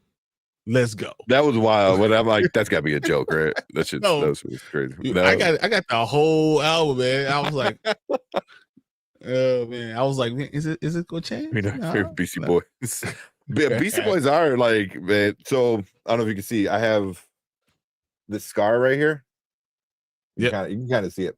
So I had stitches on that. I was like fuck, I don't even remember. But I was like super young, like 8 or something. Probably even younger. I was jumping on the bed to a Beastie Boys song, fell off the bed, and my uncle had a fish tank that he used as a table for some reason, and I landed on the corner of the fish tank, doing that while listening to like Beastie Boys, like License to Ill. Yeah, which I was like, so whenever anybody's like, oh, you jump on the bed, you're gonna get hurt. I'm like, yeah, I got the proof, But also, yeah, Beastie Boys are. So you tell me that one little tank was jumping on the bed, one fell off and bumped his head. That's what you're trying to say. Got rushed to the ER and got a bunch of stitches. But I think Beastie Boys in one of their last albums did some stuff with a few of the. I think with RZA. I know Method Man for sure, but I think it was RZA too. You always do it, RZA. I always felt like RZA and GZA are like the unofficial leaders of Wu-Tang. Yeah. But I never got to see Beastie Boys, but like learning about music as I got older and finding out like producers and like the influence of producers, like Rick Rubin is like the fucking man. Like he's he's done everything. No, everyone thinks he's the GOAT. Everyone calls him the GOAT, man. Come on, no question. Rick Rubin is like great, but as a kid finding out he was producing License to Ill from the Beastie Boys and also a Slayer album at the same time, where he like told one of the guys from Slayer, it's like, hey, come and play some guitar on here. So it was like, like, and being a Slayer fan now, like learning this when I was a kid, it's like, yeah, but yeah, he's like one of the best producers ever. He's done fucking everybody's songs. Chris Jones, then Rick Rubin. Yeah. Who's gonna argue with that, right? Yeah. All right. Have a good night, Collector. Appreciate you coming in. Collector. Yeah, those guys. Right, who's gonna argue with that? As far as Outkast, man, I know every Outkast song. Like, I've been listening to Outkast for Southern Player. I like Music Man, and then Aquemini, and man, I still listen to that stuff today. I was lifting this morning to Elevators. Mm-hmm. I was just just listening to it. I can do.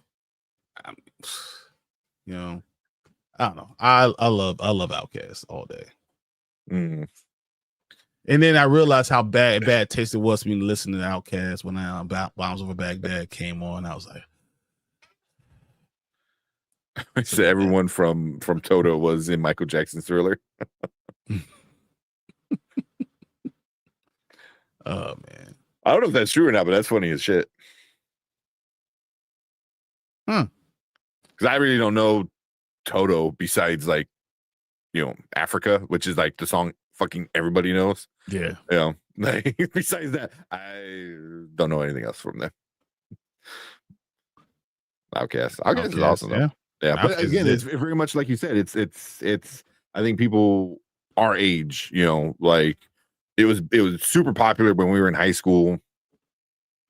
If they were like if you're everywhere. 5 years younger than us or 5 years older than us, you probably will like Wu-Tang more.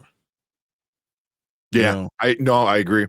And it's like a 100%. 5 year difference. It's like right there, but then for me, Outkast, because as I'm growing up, I'm listening to this stuff. I'm driving through Ohio and hearing Elevators and all this stuff, and it's awesome, and I never forget that. So that's for me, that's my group,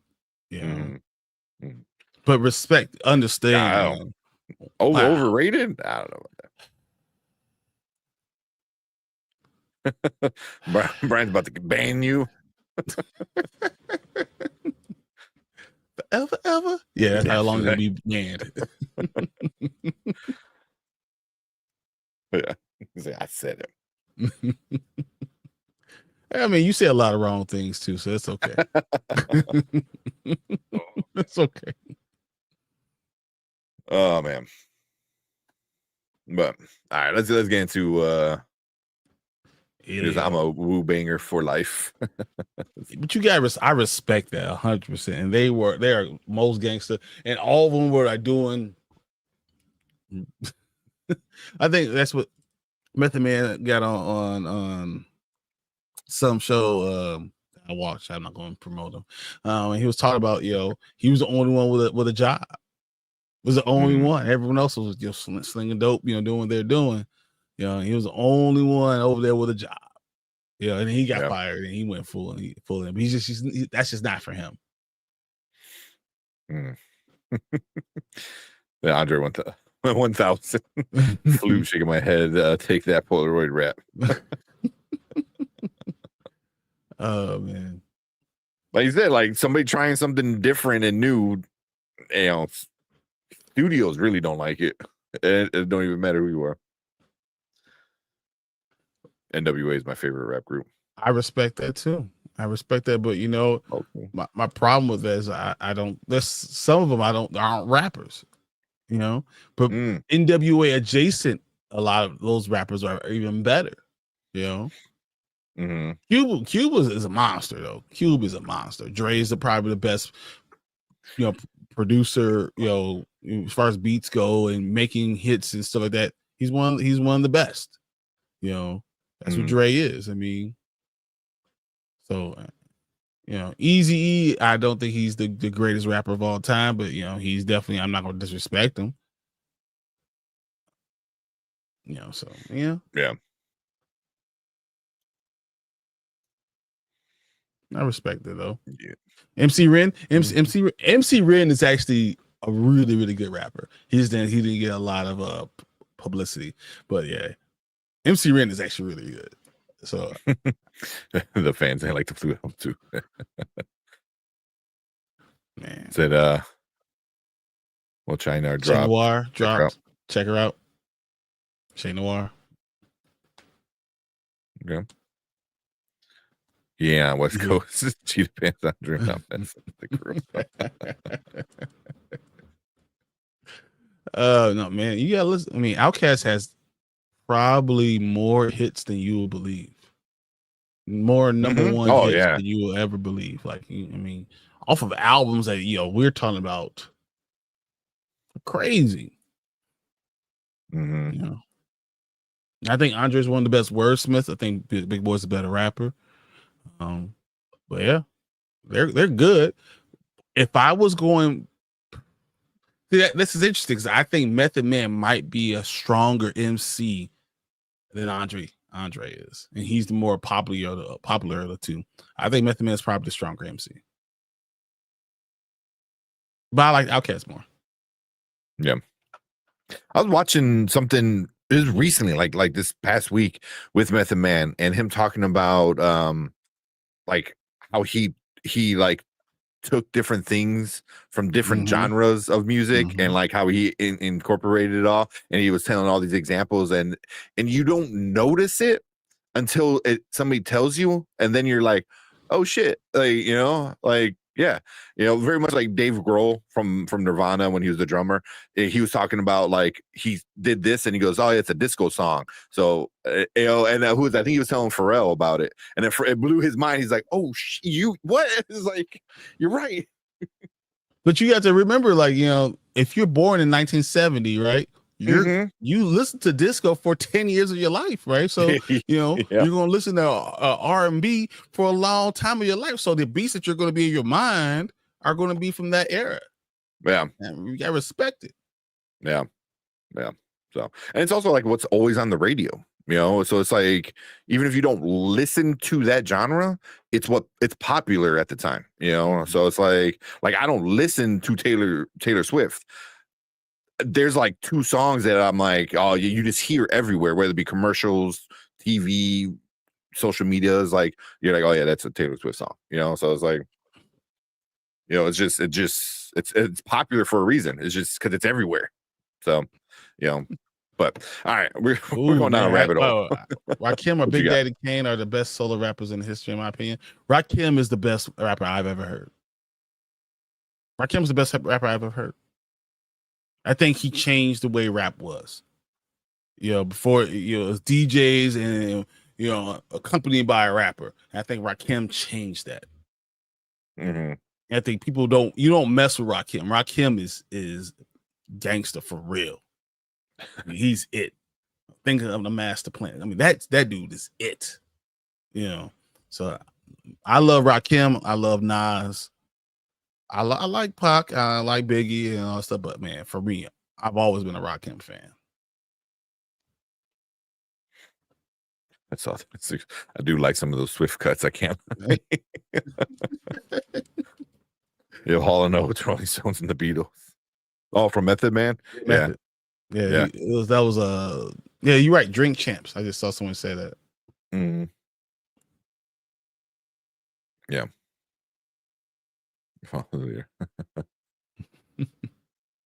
Oh man. All right. We went down. I didn't realize everyone was so big into like music. So respect KRS-One. Definitely. Dang. Yeah, because I know this is weird. This is off topic, but I think Big Daddy Kane wrote for Biz Markie. Oh, really? Like all of his raps. All. Like literally everything. And, Biz Markie was more well known, and Big Daddy Kane wrote all of his stuff. That's funny.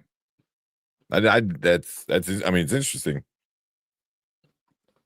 Because I always assume like Biz Markie always like Like it was all like his stuff, you know. Kylo says LL Cool J is underrated, dude. So LL Cool J for me, is he underrated? If I want a battle rapper, I want LL Cool J. I don't care I was saying, who like, it is. I feel like he'll rap about you, then he'll beat you up, and then he's gonna rap about you again. Rap about beating you. I wouldn't say underrated. I think he's definitely MIA right now. Like he's not in the spotlight, you know. But I don't know. I wouldn't say he's underrated. He's like a granddad. Yeah, he's an old man at this point. Yeah. But I remember, and for me, like in elementary school, it was a lot of LL Cool J I was hearing. Yeah, LL Cool J is it, man. He wrote his own stuff. He could go in there and just and vibe and get it. LL Cool J is probably another person that's connecting these two genres before and after. So yeah, he is he's special. LL Cool J is definitely special. So if I have greatest MCs of all time, he's a top 10er. Yeah. I got them all. Tupac got them all. Tupac is the most versatile. He's the most versatile. See, I when a lot of my friends were like huge Tupac fans, so so that's what I listen to the most. So yeah, I think when you talk about MCs and then rappers, those are two different things. So like I think Nas is a better MC than Jay-Z. Jay-Z's Nas is probably a better rapper too. But Jay-Z is more commercial. He's gonna sell more. He's gonna make the money. So when I see top 10 lists and when I see Jay-Z number 1, I don't even look at the rest of the list. I don't think he's number 1. I think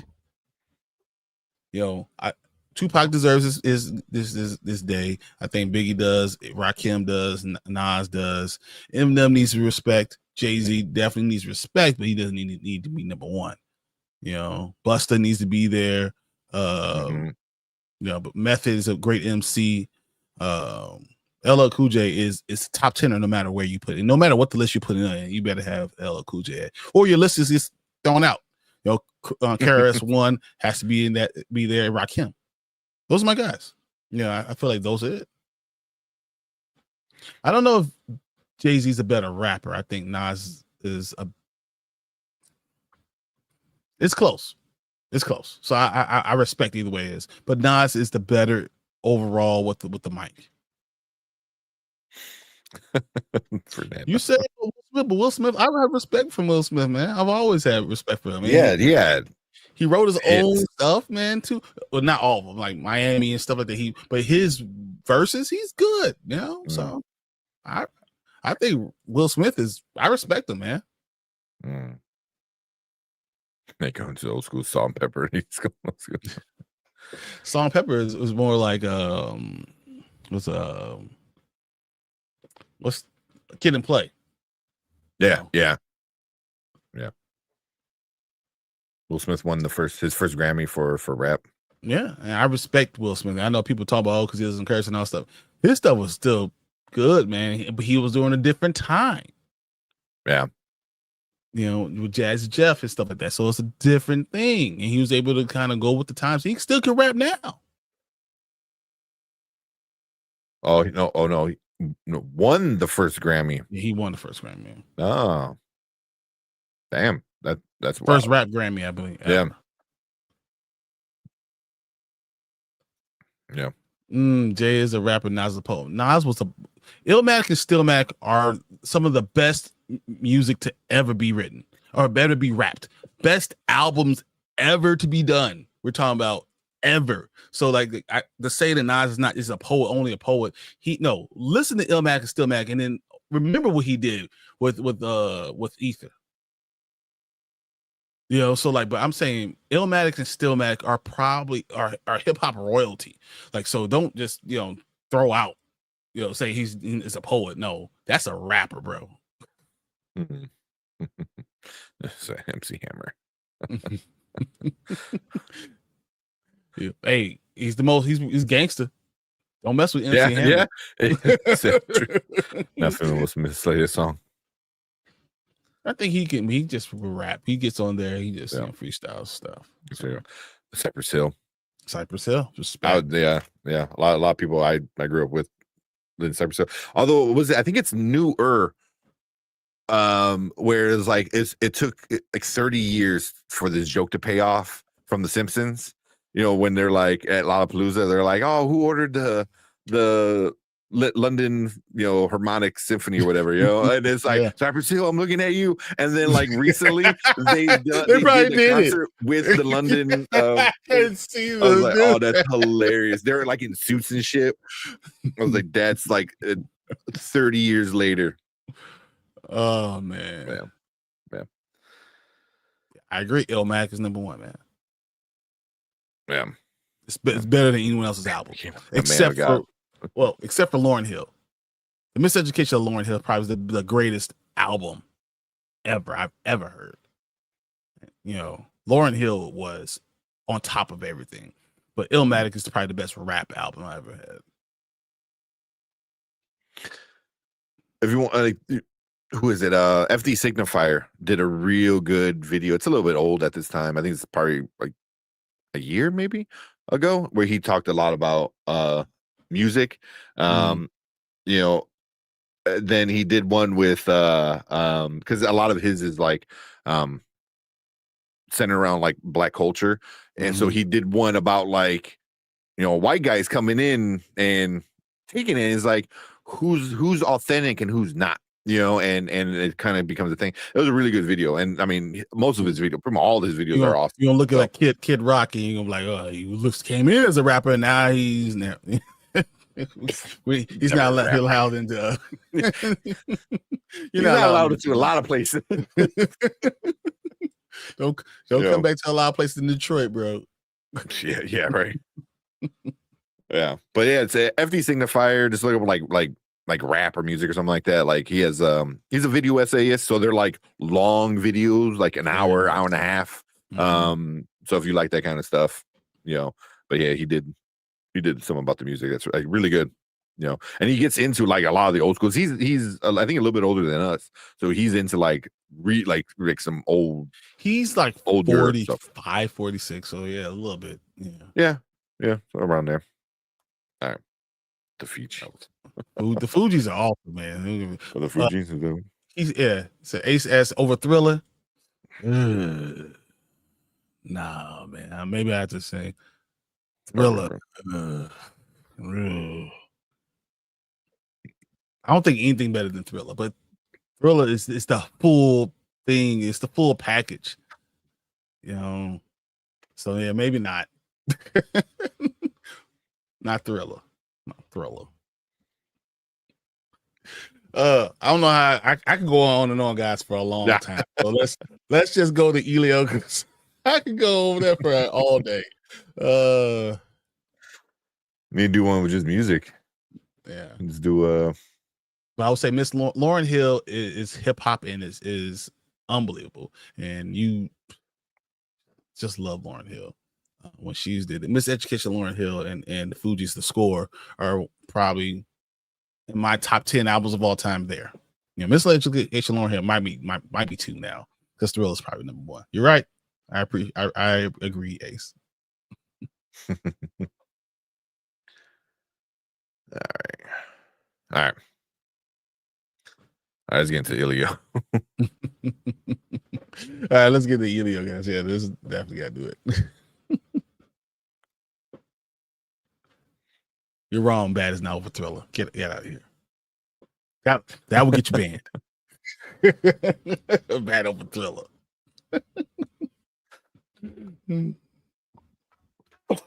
Well, now we gotta do a whole music kind of one. Yeah, I mean, I love music. I would probably like if you want to invite Marvin on that one, because like my hip hop and rap knowledge is like very, very superficial, surface level. I mean, I used to be all about stuff. I love Mos Def. I love Kweli. I love Mos Def more than I love Talib, but I could go deep into my stuff. So yeah. Well, I got introduced to Talib Kweli when I was in high school. There's like one dude, a teacher, kind of a teacher. He was big into him, in like the early 2000s, and then he got me onto him. No, Talib is awesome. Mos Def is awesome. Common is awesome. Black Star when Mos Def. Black Star is awesome. But yeah, dude, I could go. So let's just go Elio because we can go all day. Right. Yeah. We'll definitely get a Music Spoiler Kings episode going. We could definitely do that. Yeah. Do a ranking and stuff like that. That'd be fun. I say I'll probably have to step out of of that one. Oh man. Yeah. Let's not do yay. Let's not go there. It's undressed without the hat.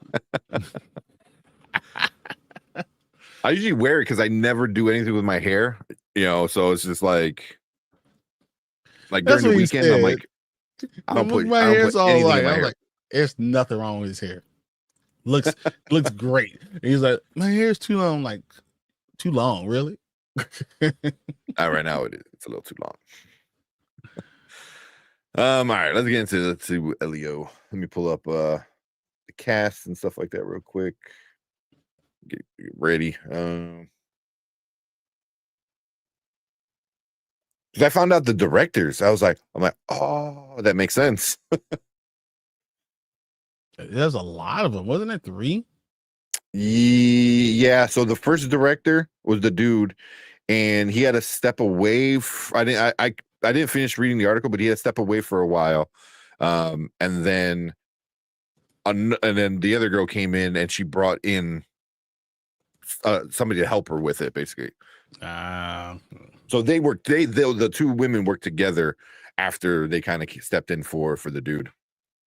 But the dude, he did Coco, But then, he was replaced by the woman who did Turning Red. So,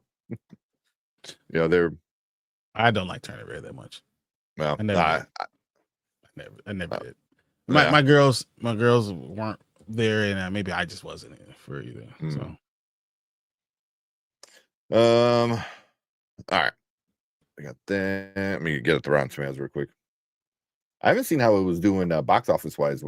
I assume it's not doing well. No clue. Because how much marketing did it do? None. I had no idea about anything about Elio. Like when I was walking into it, and I'm like, "What the hell's wrong with you guys?" No, I mean, to me, I think they're gaslighting the fans. You know what I mean? By constantly delaying it, by not putting in marketing behind it, and then people don't go and see it.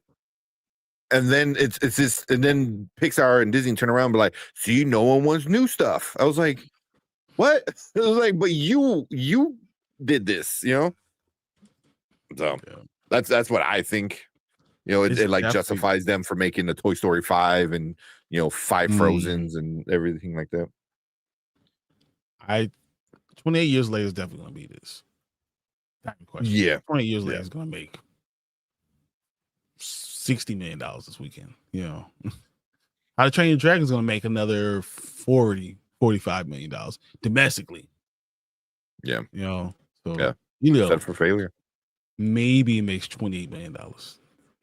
Yeah. Maybe. Yeah. Yeah, no clue. That's the thing. Like a lot of people had no clue.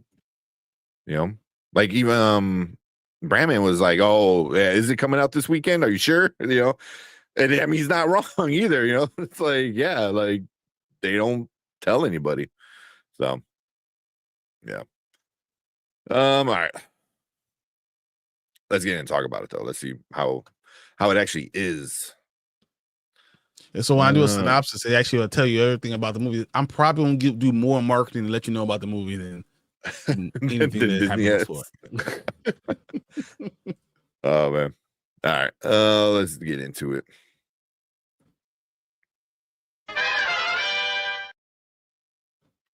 All right, what is up? Welcome to the Spoiler Kings. My name is Tank Kramer with Brian the Grizzly, and we are going to check out and talk about Elio, the new Disney Pixar film that came out this weekend. So we're going to get into our ratings at the end, talk a little bit about the box office and the Rotten Tomatoes as well, and we'll get into our likes and our dislikes, of course. But before we get into that, Brian, you got a synopsis of what this one is about? Sure do. Elio, an underdog with an active imagination, finds himself inadvertently beamed up in the Commieverse, an interplanetary organization that with representatives from galaxies far and wide, mistakenly identifies Earth's ambassador or leader to the rest of the universe. He starts to form a new bonds with the eccentric alien while discovering who he's truly meant to be. Yeah, that's honestly better than most trailers that we got from. Yeah, I had no idea what you knew. I was like, why is he getting to the monster's mouth? What's going on? Why does it look like a hammock? What's happening? Yeah, I love that scene. That was one of my favorite scenes of the whole movie. Yeah. So we'll start off with our likes. So if anybody's in chat right now, leave your comments. Let us know what you thought about it. Some scenes that you liked about it. And we'll get into those in a little bit. But we'll start off with some likes. What you like about this one? I gotta say, guys, my like list is the entire movie. Like I'm gonna go from like scene to scene to scene. This movie is so good. I cried 4 times during this damn movie. I kept on looking at my wife and she's like, "You about to cry, aren't you?" I'm like, "No, damn it." It was so heartwarming. Understanding what Elio is, and then of course it's a Pixar movie, right? So you got jab you right before, you got to make sure it hurt you first, and then he's going right like, in the start. It's like a Sour Patch Kid. First they're sour, then they're sweet. That's what Pixar does. But you understood the connection with his aunt. You understood her positioning. Him being quote unquote weird and not being able to make friends and not understanding who he was and how it was just different. It was hard for him to open up to people because he doesn't know if people are there for him or there because he had tragedy in his life and he didn't know how to handle that too. There's a lot of things that were just really deep as far as things that kids that have to deal with these type of things growing up. Then the idea what happened when he gets abducted. Boy, I would have spanked Elio at the beginning of the movie. You would have deserved a spanking. But but that's what you do. You see a character development. In a lot of these animated movies, you don't see development of the kid. Development. Most of the times he's just like F them kids. But no, he develops, he understands, he falls, he starts to find who he is away from home. He's not afraid of everything. He's trying to, expand himself. And while doing that, he finds out a lot about himself. And I loved exactly what, the things that he really learned. And then even the scary monster, how they weren't as scary as you think. Yeah. That's how things usually are. It is heartwarming in so many ways, in so many aspects. I could go through 1,000 things in this movie. But I really, really thought it was really good. So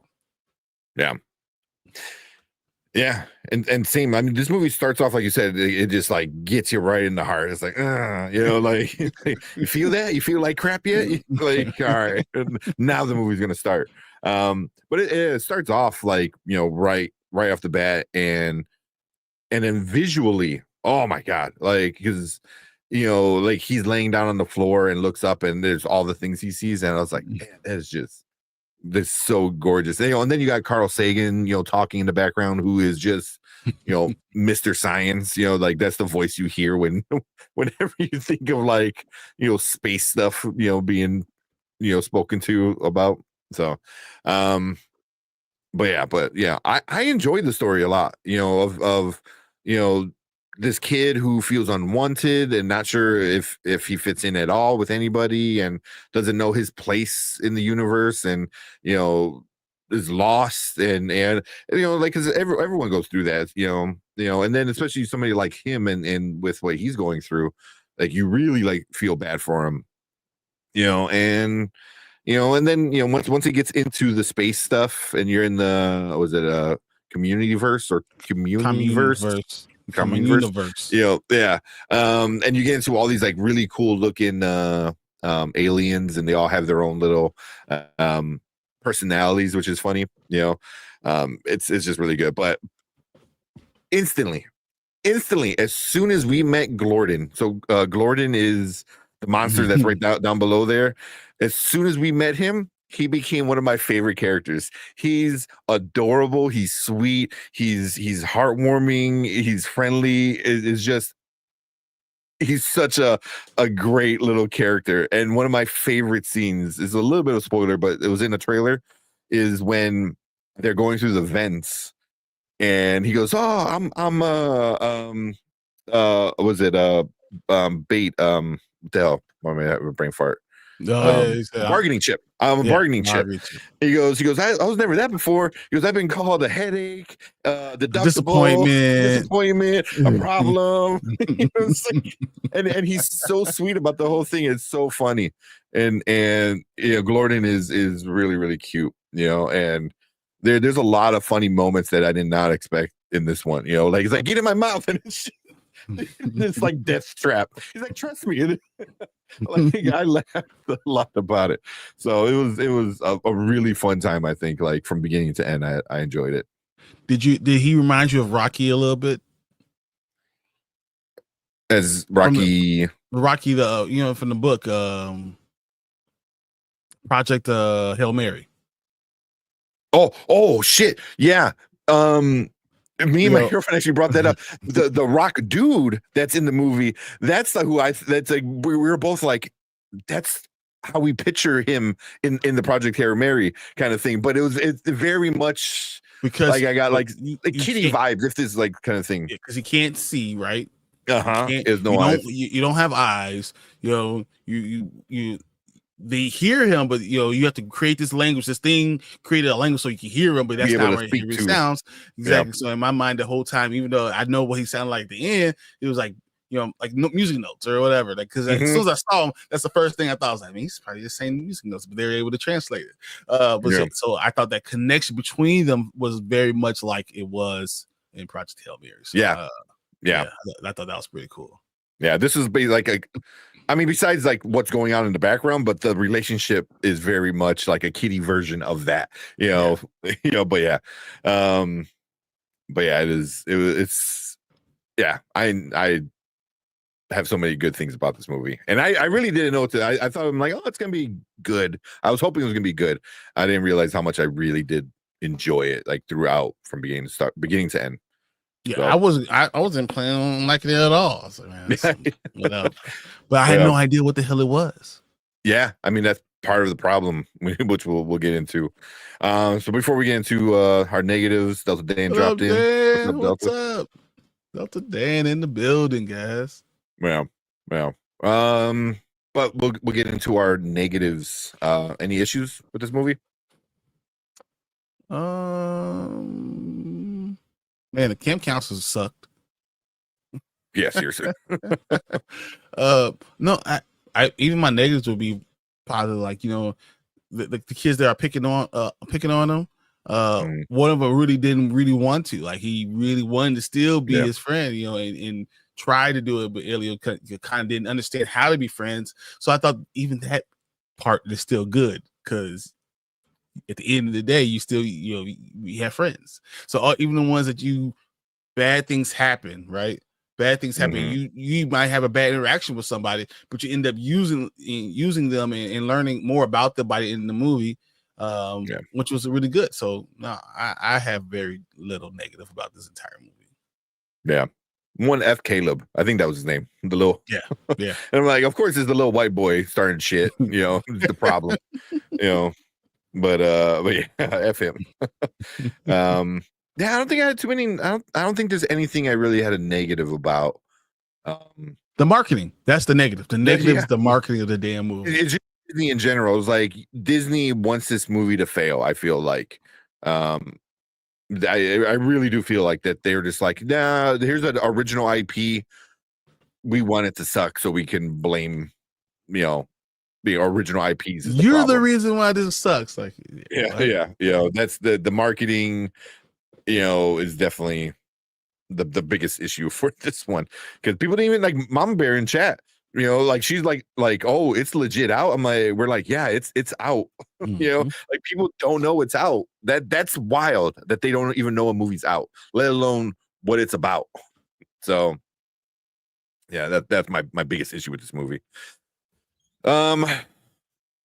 Anything else before we get into our ratings? Any other good or bad? Yeah, no, I just not a lot of these voice actors are well known. They did a great job. He's a Gordon. Was that Remy Edgley? Mm-hmm. So good. Yeah. Oh my god. I mean, just really stole every scene that he was in. Just the most adorable kitty voice. Yeah, it's just like I'm like, oh yeah, so good. Yeah. Yeah. I didn't realize, even Elio. I mean, his awesome. I mean, these are not well-known people, for any of them. Besides, obviously Olga being Zoe Saldana. That's that. Well, the main bad guy, like Gargan, Lord Gargan. Yeah. Like his voice is pretty noticeable. Brad Garrett. Everyone loves Raymond. I mean, Jamila Jamil was Jamil Cuesta. Ambassador Cuesta. So I mean, but besides that, never heard of any of the other people. It's just what it is, and that was interesting. And is this the reason why they're not putting marketing behind it? It could be. I say Bryce is voiced by that TV show Young Dylan. Mm-hmm.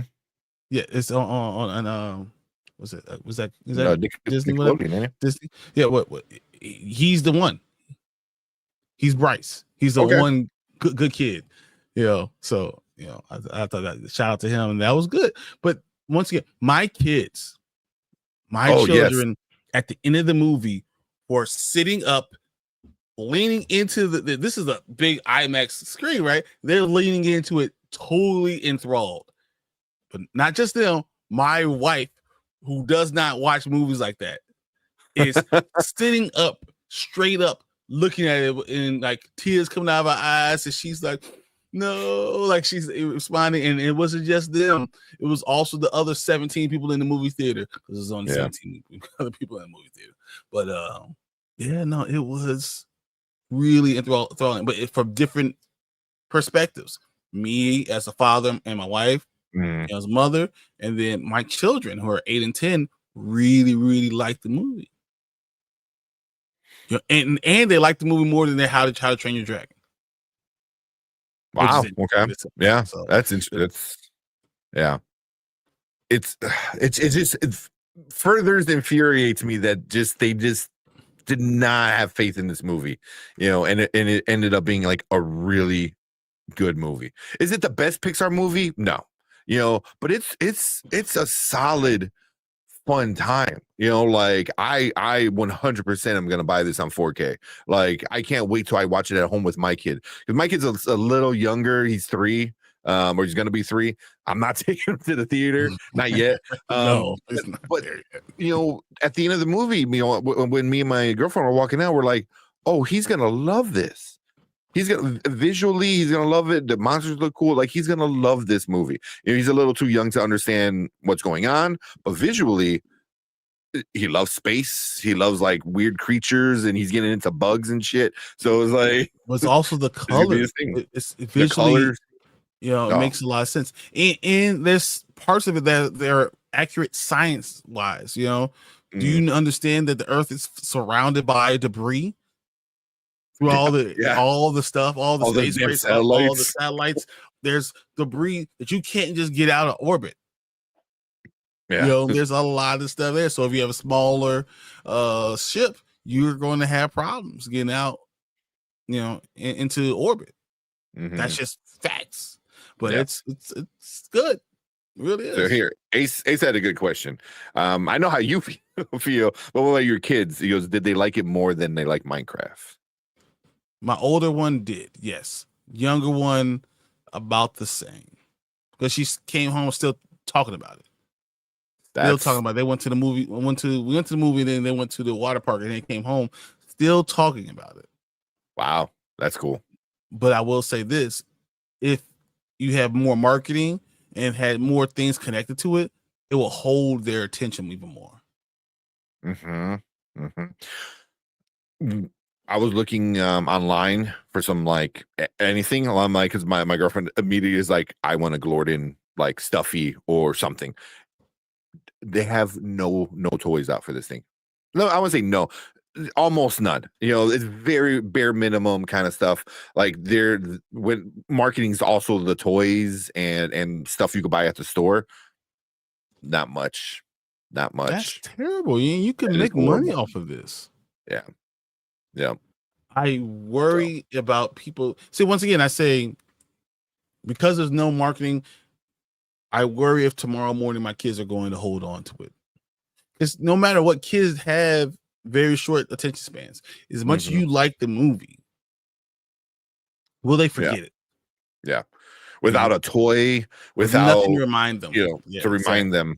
Yeah. I mean, maybe in a couple months when you bring home the Blu-ray, they're like, oh yeah, and then watch it. But then again, no t-shirts, no toys, like you're not talking about on commercials or anything like that. So when you're having that, I mean, the movie was good, well structured. You understand the development. You understand well paced.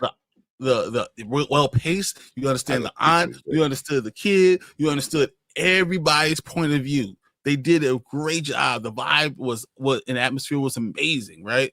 Yet somehow I worry that they're going to forget about it because there's nothing to remind them. So if you don't put money behind that, then how do kids hold on to it? I don't know. Yeah, exactly. Because why are they treating this like the black sheep of Disney? So my theory is they kind of want to gaslight everyone, and we're like, oh, see, no one went to support this original IP. That's why we have to make Frozen 4 and Toy Story 5 and Zootopia 2, which is fine. I don't mind sequels and stuff like that, but also like I know more about the upcoming Toy Story film, Toy Story 5, than I did going into this film.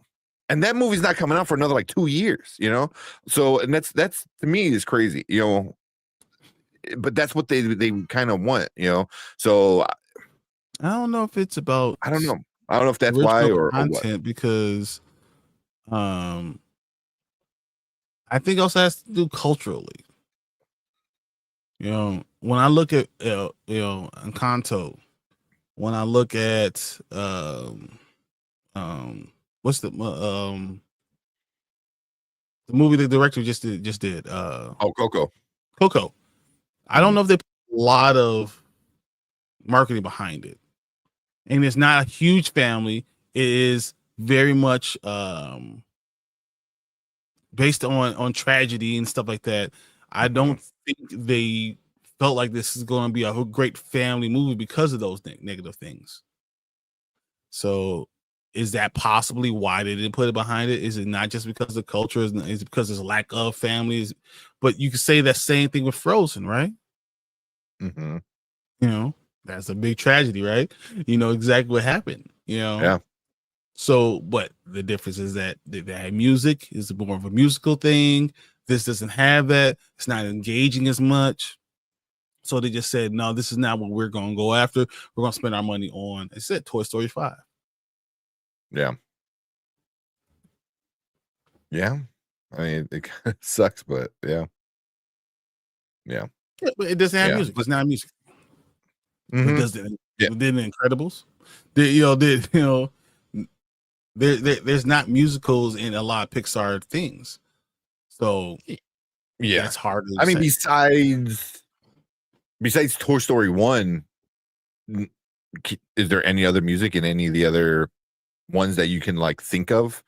Because You Got a Friend in Me is like the song, obviously, but I can think of Just Keep Swimming, Just Keep Swimming, Swimming, Swimming, Swimming, Swimming. What do? We swim, Well, Yeah. You know, but yeah, music is not like, I think, the end all. I mean, it is good. If you got good music, it's gonna do well. I think it's gonna up it a notch. But yeah. But do you think it has something to do with that's not a little white boy? It's not. It's different. You know. Mm-hmm. You know. Culture. People don't get behind different cultures a lot of times. Yeah, I see that. So when we were in the theater, there was like an Asian family next to us, and the little girl, she was in love with it at the end.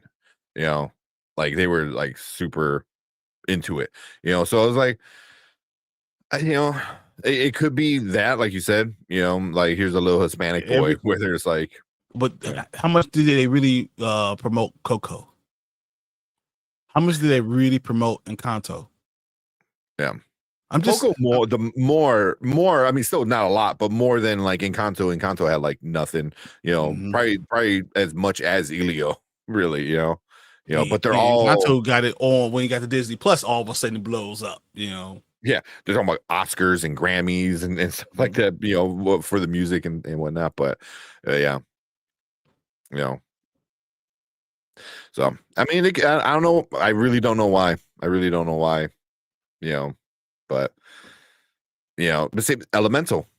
You know, Elemental, a really good movie that no one watched, but yet the word of mouth started spreading, and people started going to see it. It still did make $47 million the first week. This is not going to go anywhere near that. No, it made 47. That's pretty solid for that movie. It did okay. Yeah. But yeah, here before we get into it, yes, I hear in building. Appreciate coming back, hanging out. But let's get into our ratings. And then we'll talk box office and stuff like that. So let me bring that down there. Cover him up. So here at Spoiler Kings, we rate things nice and easy. Now, later, never. Now means you got to go run to the theater, watch it. Later means you wait till it's at home, and never means just skip it altogether. What you giving Elio, Brian? There's no doubt I'm saying now. This is not what I thought when I was going into the movie theater. This is not what I thought when I was buying the tickets. Now I'm saying we're going to go see it again. As a family, we're going to go see it again. And I think this is a very good movie, especially understanding people that are different, and that different is not strange. It's different. It also can be unique. And that's important for people to understand that, you know, you can be unique people around you, and that's still a good thing. So, yeah, I think this is a positive message in the movie, and I enjoyed it, and my kids enjoyed it. So we'll go see it again. So it's now. Definitely now. Yeah. And for me, it's a now as well. It's just a great story. It looks amazing, you know, and the movie literally gets better as it goes along, and the ending is amazing. And yeah, it's just a really, really fun time at the theater. I think, you know, if you got kids, then 100%. If they like going to the movies, I think they will love this one. You know, just love it. So because it's funny, you know, it looks great. Fun, you know, it's the pacing. I know I did bring up a little bit. Perfect pacing. It starts off and it just kind of, it's not too fast, but it's fast enough where you never lose interest. You know, there's never like a real down low point. You know, it's like, okay, you know, everything moved pretty fast, pretty well. But yeah, it's a now in my book. So, but with the ratings, let's get into the Rotten Tomatoes. Because this is it's interesting when you get some of the information about it, but with the critics, we'll start with the critics. We got an 85%. Okay 85%. It's not bad, right? That's what I would say. Yeah, it's probably that. It's probably, if I would give it out, it'd be 8.5. You know, maybe 4.4 and 4.4. 4 stars, 4 out of 5, or 8.5 out of 10, or something to that effect. So yeah, yeah. I think on Letterboxd I gave it a 4 out of 5. You know, so the audience though, this is the one I was really kind of interested in, because when I walked out of the theater, there wasn't enough people writing a review yet. So I'm like, oh, I'm gonna have to wait until today to see what it is. So we finally got the 500, so the number could pop up. It's a 91% with the audience, which is I think it awesome. It's going to be around that. I think it'll probably balance out to about 90. I think that's what it's 90, 91, 92. That's what it is for the audience. Of course, critics will be more critical of the movie, say the action wasn't all throughout, saying things like that. But yeah, no, I think this is a good movie, and you can see both critics and audience are going. If you go see it, will enjoy it. Unfortunately, we're not gonna get enough butts in the seats. That's gonna be the problem. Yeah. One that I saw on here from the critics that gave it a negative was saying this bizarre alien abduction story might have you wishing for more traditional welcoming party of Green Little Men, which I disagree completely. Like, I loved all the weird aliens. They were really cool. Yeah, I thought that was fine. I mean, there's that guy who said that. Do you hate ET too? That's funny. You hate the potato monster? Come on, guys. Let's do this. Yeah. But with an 85%, I was reading recently that this is in the bottom when it comes to rated Pixar films. This is towards the bottom, which I was like, this is an 85%, and it's in the bottom, like, handful of movies, which is wild. Because I was like, which kind of like the article made it seem like it's a bad thing, but like it furthers my saying what I've been saying about Pixar movies, specifically Pixar, minus Buzz Lightyear.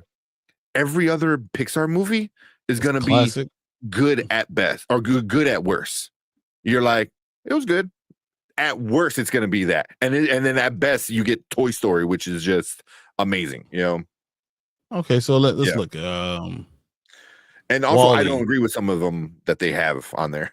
WALL-E, is this a better movie than WALL-E? I liked it more than WALL-E. Luca, I like this better than Luca. Oh, I like way more than Luca. Onward, I like this better than Onward. Turning Red, you like Turning Red. I already told you I didn't like Turning Red. I like this more than Turning Red for sure, though. The Good Dinosaur. This is way better than that.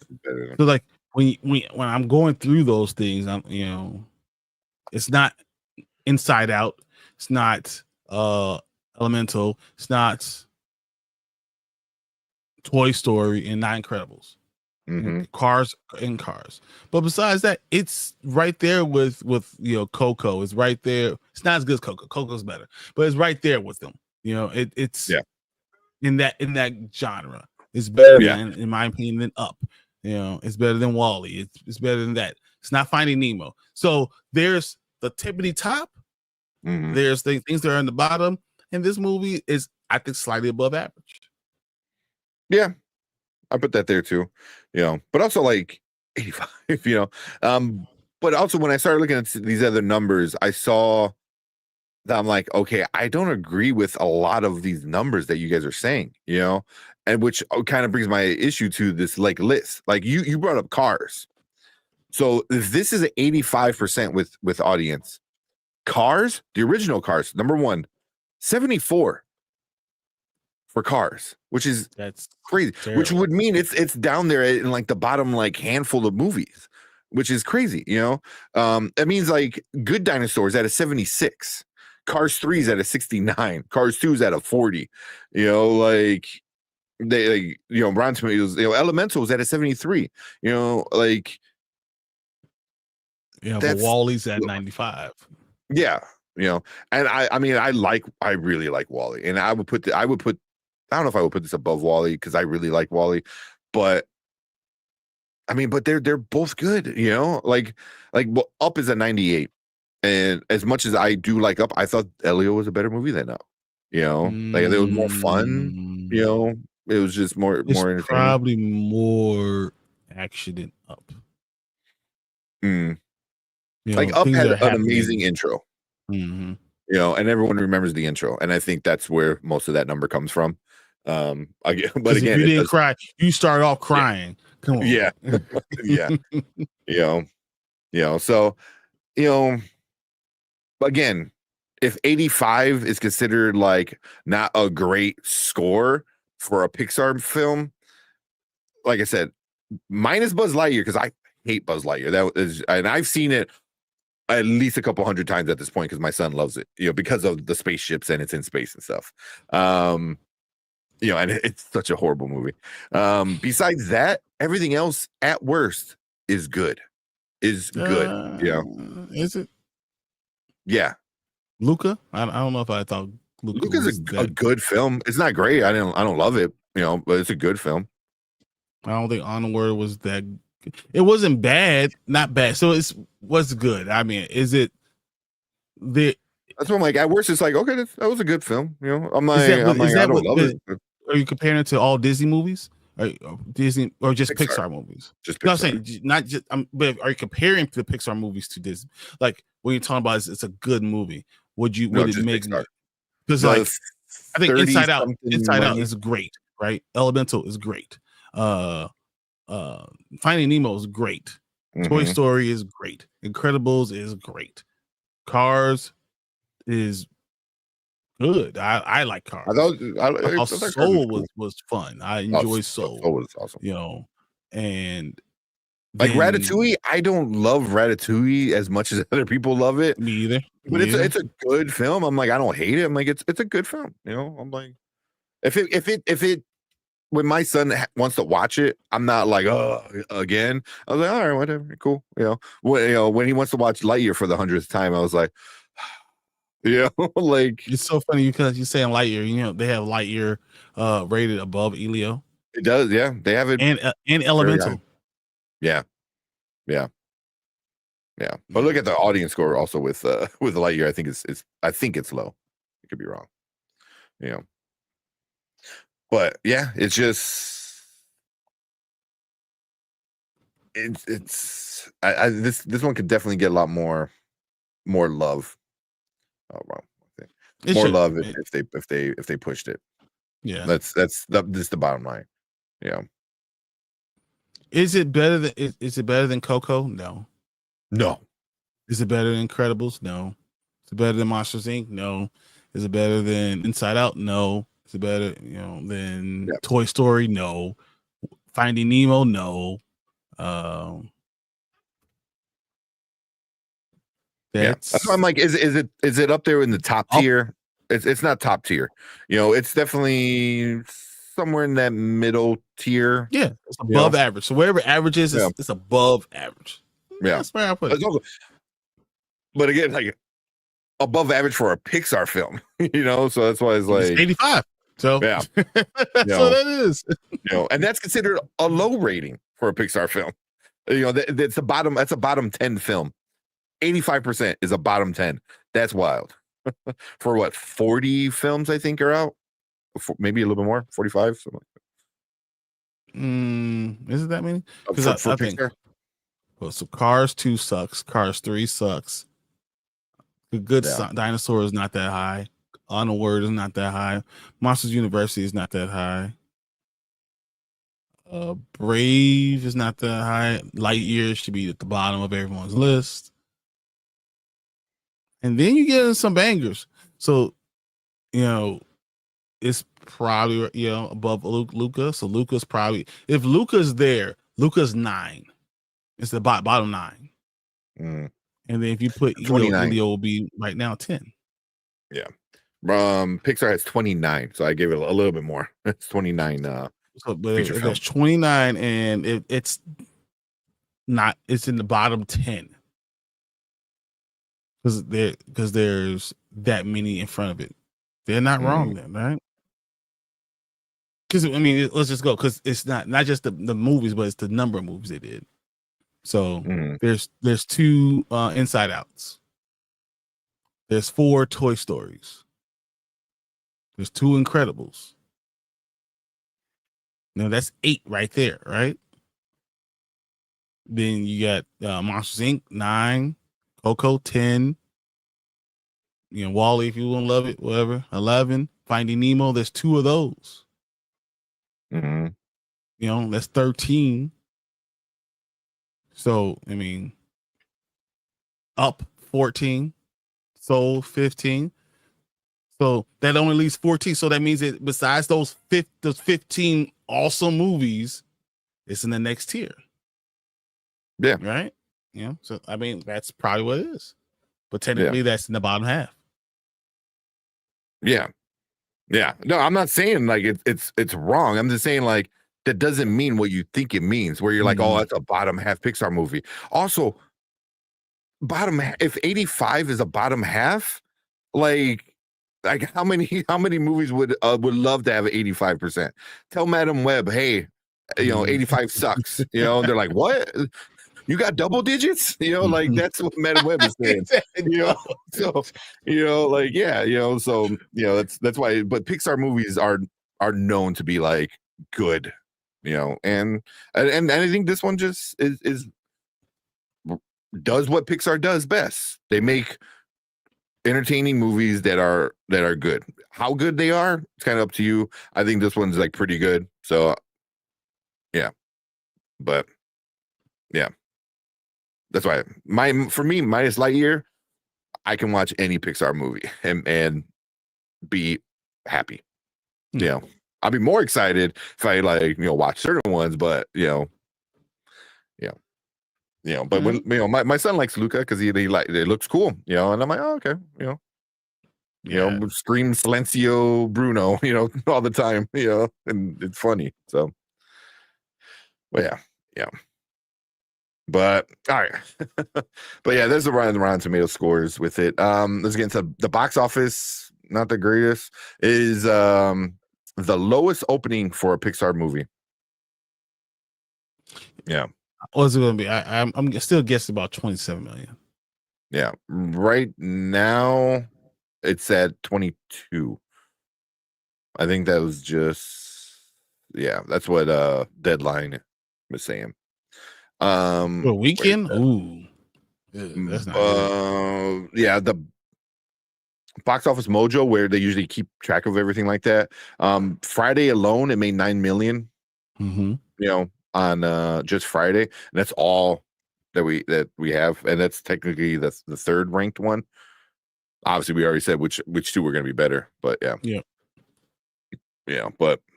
but right now it's on track to make 22 million, which is going to be the lowest opening for a Pixar movie. Yeah, that happens when you don't put marketing behind it. Exactly. Yeah. Hey, it still might make them money because they didn't put anything else behind it. Yeah. So Elemental, this is domestic. Elemental made 22.6 domestic.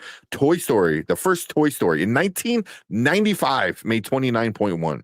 And this is going to make less than a movie that came out 30 years ago. So we're just going to see what happens overall worldwide. Well, maybe this is a hit worldwide. We never know. Because I said Elemental that first week ended up being another $20-some million, internationally. Mm-hmm. And then it ended up with how much million?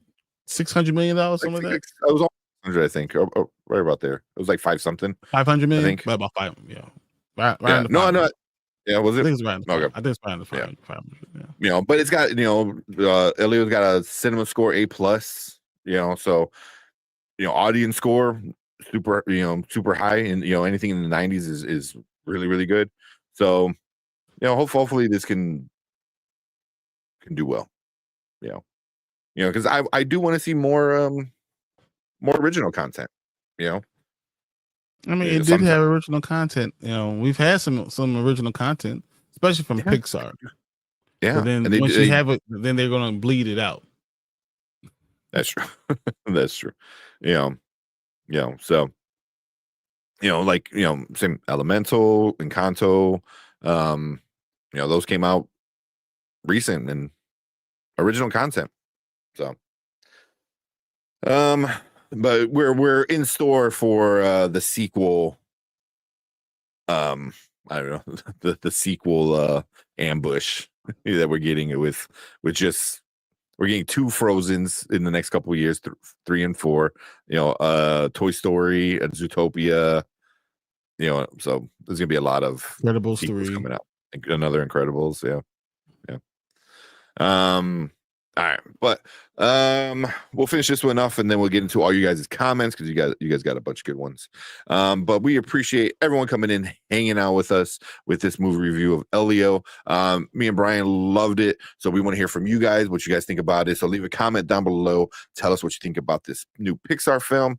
And if you are in the live chat, we want you guys to stick around because we're gonna move on to your comments right now.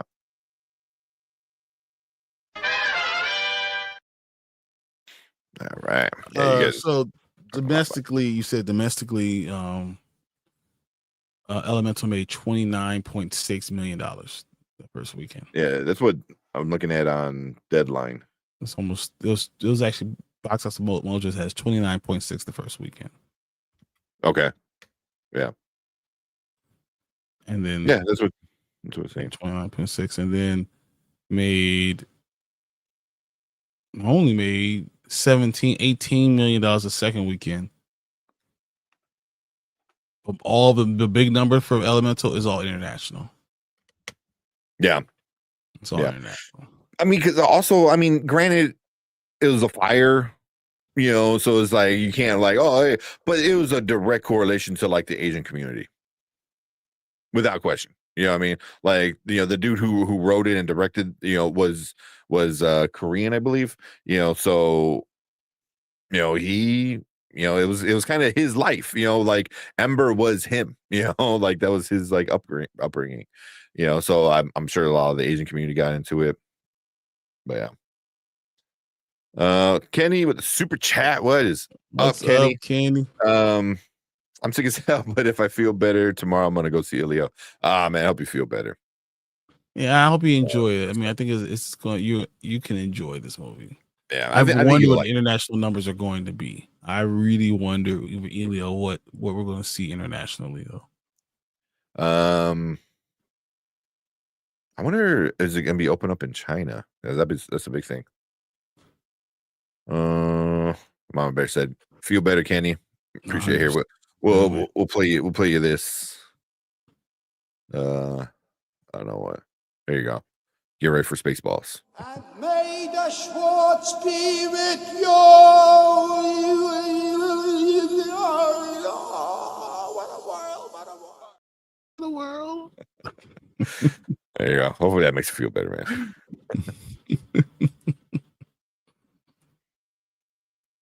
Yeah, 22 million is Pixar's lowest opening. Yep. It's on par to be the lowest. Yeah, so Pixar's can't miss, but it's still gonna be a low opening. But if it's good internationally, I'll be interested to see. Mm-hmm. Yeah. I don't even know what the budget. There can't be a big budget, right? Because the damn marketing was non-existent. I still need to see Spaceballs. Really? Oh man, I need to put that on your list, man. Spaceballs. See, Elio had a production budget of 150 million. It's not gonna make his money back. So yeah, it's gonna suck. That. Yeah. All I can hope for is that it has the Elemental kind of run where only way it does internationally. That's what my point was. As much as we think Elemental was this huge, unbelievable thing, no, it really wasn't domestically. It just wasn't. Yeah. If Elemental had $150 million budget, it would only make $20 million, and that's without marketing. Which wasn't as far as the same thing. Yeah. Elemental had a $200 million budget. So domestically, it didn't even make its money back. Yeah. So just saying, international numbers can really help. Mm-hmm. Mm-hmm. No, it's true. Yeah. That's true. He said the difference between for Elemental is they didn't have competition. Elio had 2 movies. Did Elemental have a huge movie that came out with it? Let me see when it came out, because I think it was still early on when people were release date. Came out June 16th, 2023. So yeah, so COVID wasn't that big of an issue by then. There's something. I mean, there's not. There's a big movie that I'm just not equating. The Flash. Was it The Flash or Flash came out that same weekend. Flash, Elemental, the Blackening, Extraction 2. Those were the big ones. Then Across the Spider-Verse come out that weekend? Okay, no, came out that. That came out like a week or a couple weeks before. They came out June 2nd, so it came out like 2 weeks before. You know. And then Little Mermaid, Rise of the Beast. Rise of the Beast came out the week before. You know, Guardians was like a month before, so that was still kind of going. Yeah. You know, the Fast X was still going around. Super Mario Brothers was still in June. Super Mario Brothers made $10 million in June. The thing came out in April. Like, damn.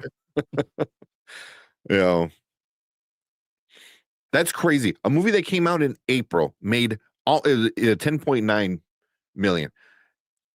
It was only $10 million short than a movie that came out in June for its opening weekend. Like that's stupid. Nuts. But what it is that it definitely had competition with it. Yeah. It definitely had competition. So yeah. I'm looking at like box office for June 2023. Elemental is like number 5. Yeah, because Spider-Man Across the Spider-Verse was that. Transformers. Little Mermaid made more, and that came out in May. Transformers and Flash made more money in just the month of June. Just the month of June. You know. Yeah. I'm actually surprised that Guardians of the Galaxy didn't make more money. But it came out in May 5th. I know, and still would have been surprised. It's number 6, so it's right under, you know. It's literally right under Elemental. So it still made a bunch of money. Yeah. Yeah, but yeah, it was going against Across the Spider-Verse, so yeah. Or as How to Train Your Dragon is still number 1. I wonder if it hit $1 billion like Lilo and Stitch. I don't think Lilo and Stitch is going to hit $1 billion. Yeah. You know, I said before I thought it was going to make about 900, and it's probably going to stop at 900 if he makes them. I don't know if this was updated or not, but right now it's at 872 on box office. It's been there for a while though, so it's going to make another maybe $10 million maybe this week. Yeah. So the last day that it had anything posted was Friday. So yesterday. So it's not a lot of money. It's just not. Yeah. I mean, the last couple of weekends, like 3 million, a little under 3, 2.5, a little bit over 3, 2, 4.5, 6. So the last time I had a really good weekend was like June 7th, but it was a $13 million weekend.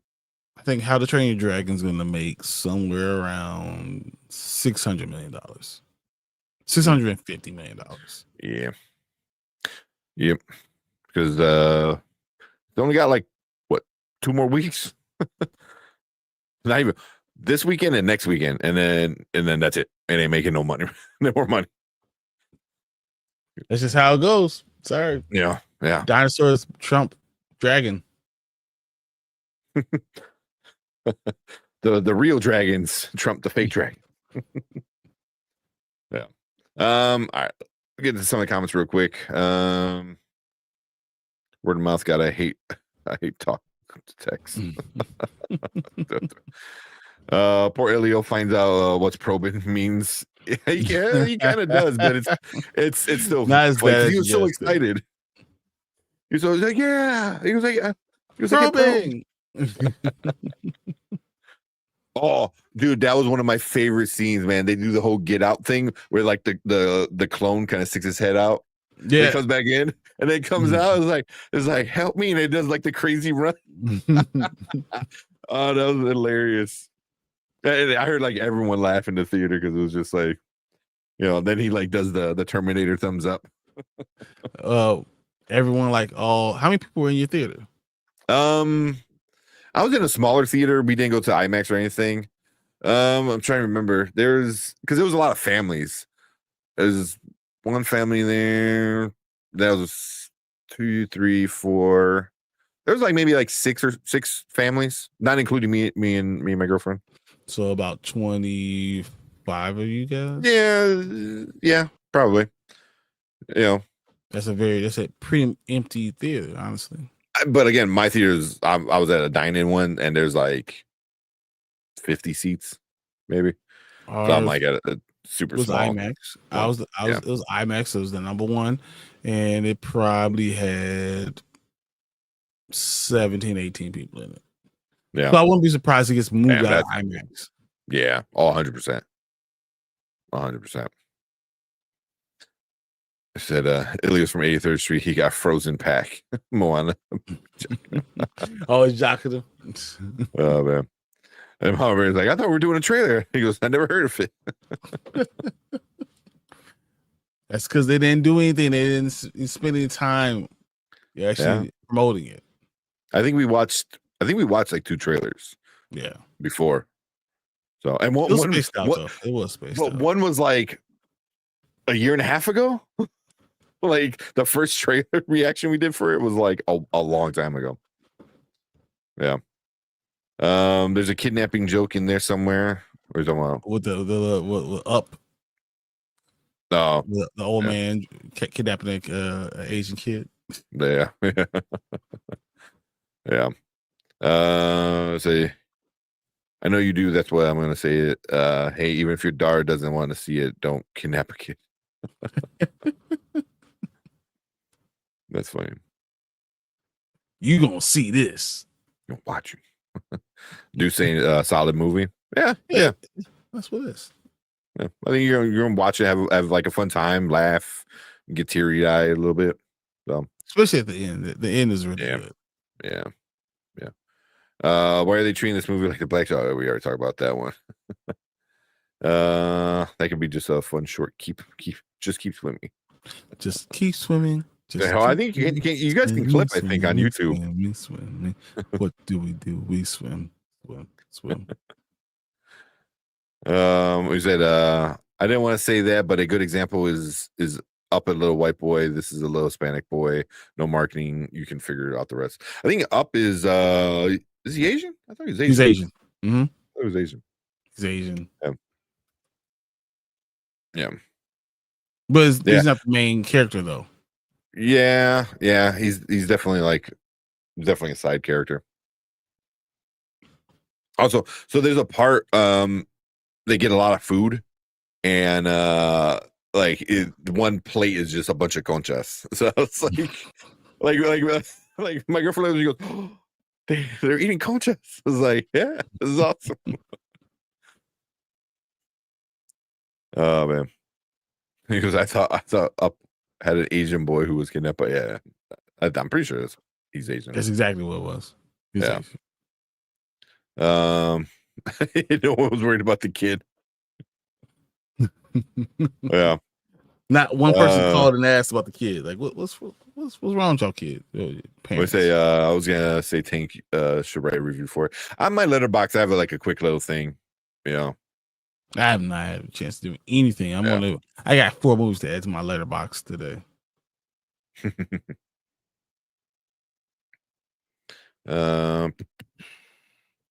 Oh wow, that is how good Pixar is. Yeah, that's what I'm saying. Like, an 85 is like something considered, not good for Pixar. Yeah, some households don't allow B's. You get a B, they were like, you You about to get out of this house. Yeah. That's why, like, for me, is like I was really surprised. Like Cars 2 and 3 are like awful. They're those are like definitely for me some of the weaker ones. And Cars 2 being like 40%, I was like, damn, that's super low. But I feel like Buzz Lightyear should be like that low because the ending of Buzz Lightyear is so effing stupid. It's so stupid. Oh, you didn't like that? It's so bad. Yeah, Wally is a banger to me. Love it. I do love Wally too. I do love Wally. I get my son's like into that one a lot because of the space stuff and whatnot. And so there's no talking and you don't have to understand the words. So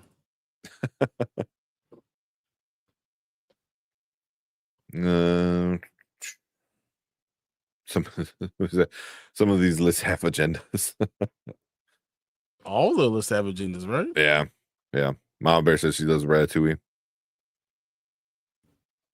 I'm not a big fan of it.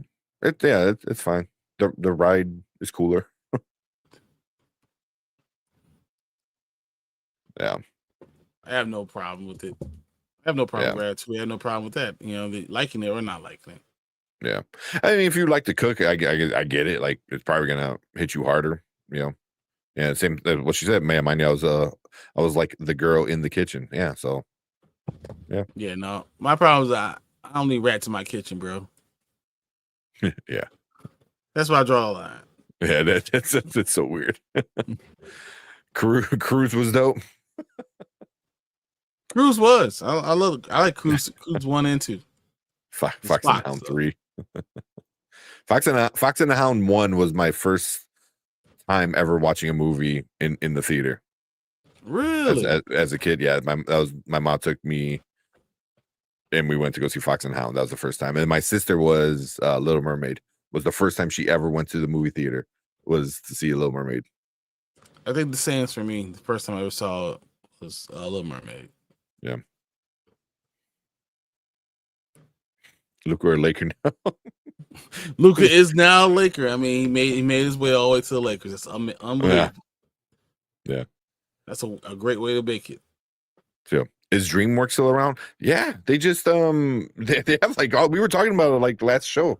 Like they have really, really good stuff. The Shrek is coming out. Wild Robot was up for an Oscar. Like that was like I was watching that today. Wow. Yeah. Puss in Boots. Yeah, they got a bunch. Dogman, that was on my TV today. Yeah.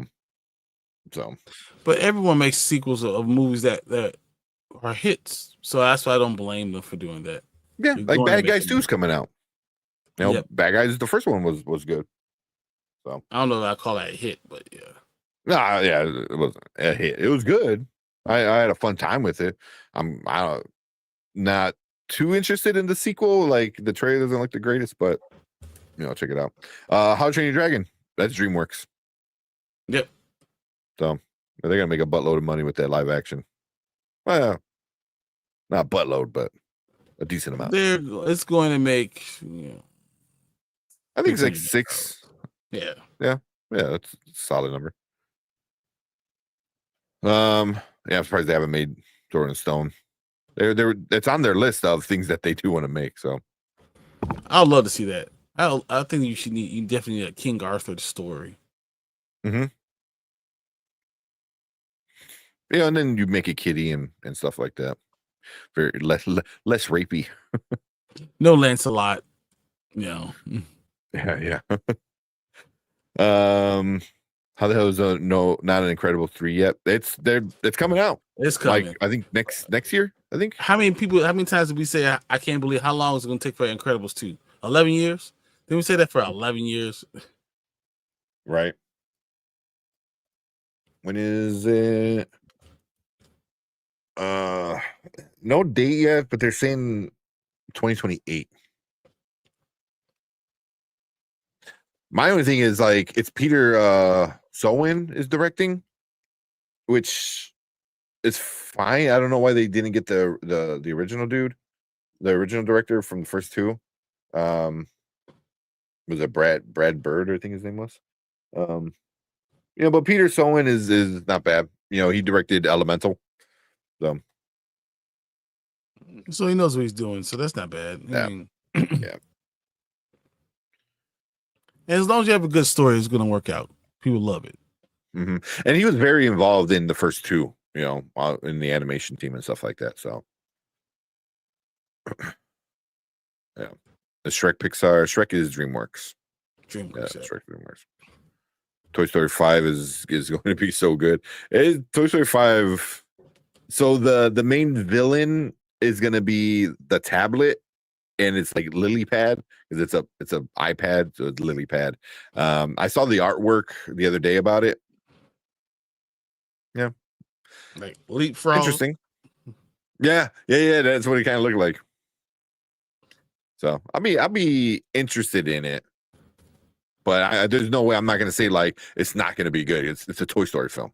Like, yeah, it's going to be good. I'm just more interested like how is Woody going to be involved in it? Like what is all this like? What's going to happen with that? Like, are you going to have him come back or something like that? Yeah. So, like, didn't you walk off of Bo Peep? Like, you're supposed to be having your own thing, man. What you doing? Does Elio have good music?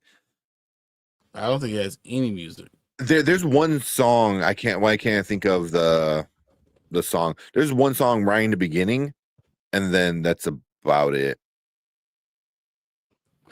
What is it? When he's setting up at the beach. He's getting all the things set up at the beach for the first time that we see it. It's like a classic song. I don't know why I can't think of it. But it's not really like a big music kind of thing. Even like some of the score and stuff, nothing really kind of stands out. Yeah. Okay. It's 1 o'clock in the morning. I know. So I'm trying. We're gonna probably have to keep Murderbot for another day. Lauren said, "I think Elio won't do well, not because it's a bad movie, but because one, people have Lilo and Stitch and How to Train Your Dragon. People are holding on to that cash. Yep. 3, Ice and Major Cities stopping Big Demo from going. That's true. Huge. That's a big thing. Yeah, I mean, people ain't going to graduations. You think they're gonna go see a movie? I was just talking to someone about this. I think it was Danny or something like that. And I told him, they're outside of Dodger Stadium, and the Dodgers had to tell them Ice to get out of here. Stop messing with our people. What's wrong with you? Yeah, it's starting to pick up more in Chicago. Stay away from my restaurants, dude. Seriously. 22. Also, what's up, Lawrence? I don't know if I said what's up. Appreciate you coming in. Pixar's Can't Miss. Yeah. Even if it's good or not, it's going to make money. Yeah. And Kenny, gotta watch Baseballs, man. Gotta watch it. It's a classic for a reason, man. It's one of the best parody films, I think. Especially, man, is there a better parody film?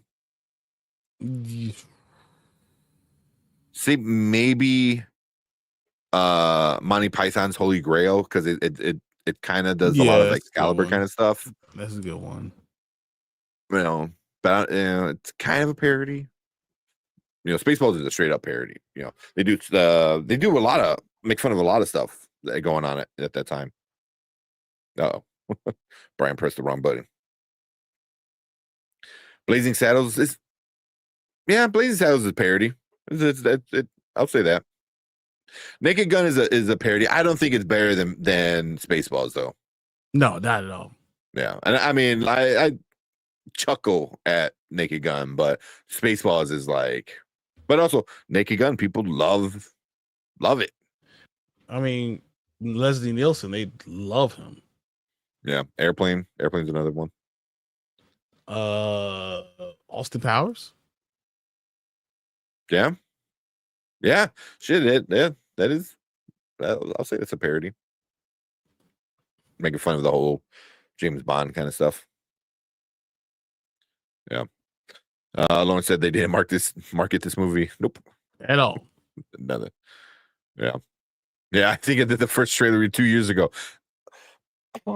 Same, man. I kind of want to Wasn't look. it pushed back like 3 times? Like, It's so many times. It's like it's never a good sign when you do it that many times. If you do it once, especially like something like Doomsday, like I get it, you're early on, you're like, hey, this time frame ain't gonna work, but just keep pushing it for no reason. You're like, okay, but so this is a tough year for movies like this. Yeah. They don't have a huge backing. Yeah, this is going to be a tough year. Yeah, especially this summer. This crazy. The summer has everything you want. We have big bangers coming out. Yeah, July is going to be crazy.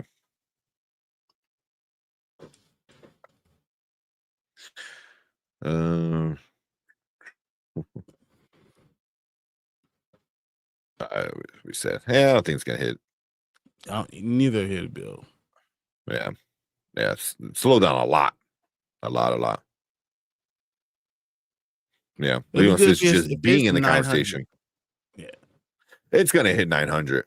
I mean, it might hit 900 like this weekend. No, it's $28 million away still. Yeah, $28 million. It's not going to be close to that. I'm trying to think. I see, maybe that 4th of July weekend, just because it's a longer weekend. Maybe not every kid wants to go see the dinosaurs, so maybe they want to go see Lilo and Stitch. Maybe, but that would be the absolute last. If it doesn't hit 900 by that weekend or at that weekend, it's not going to hit 900 at all. I don't think domestically it's going to be the way it makes the money. It's going to be internationally. True. So we did our first Elio reaction 2 years ago. That's insane. That is crazy. Sounds like Ironheart, which also comes out next week. Yeah. So hopefully my computer doesn't completely crash out. But look at let's see if I can. How how much time has passed? Look at your hair. That's what I want to know. That's like what I was thinking. Like, is it?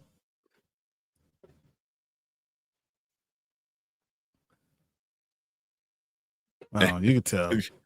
And then, so this is my hair when it's braided. Like it's dreaded and then braided. It's still this long. Yeah, so that was like, getting to the shoulder. That's like shoulder length. Yep. Yeah. That's my old background too. I don't even. Before you move, before you move the screen out the way. Yeah, 2 years ago, man. That's crazy. Look how many Funkos I had even then. Well, this is at your old house. That's right. Yep. Because 2 years ago, you don't even live in the same house when the trailer came out for this movie. That's wild. Oh man, it's funny. That's crazy. 2 years ago. All right. A crowded theater. Crowded theaters are fun. Maria said, "What about Robin Hood Men in Tights? We're men in tights." Is Dave Chappelle? Yeah.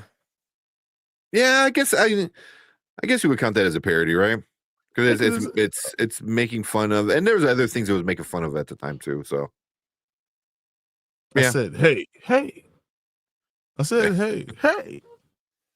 Scary movie. I saw Fernando say that Scary Movie is up there as one of like the best parodies ever. I think Austin Powers was one. Tropic Thunder is out up there. Mm. I know who I am. I'm a dude playing a dude disguised as another dude. That's a good one. I don't know. Is that a parody though? Or is it just a comedy? Yeah, because it doesn't really make fun. I mean, it makes fun of actors and like studios and studio heads and stuff like that. Does, But but I wouldn't say it's making fun of like a genre specifically. Still, I freaking love that movie. It's so wild. Never happened today. No, well, they said they might do a spin-off with Tom Cruise's character.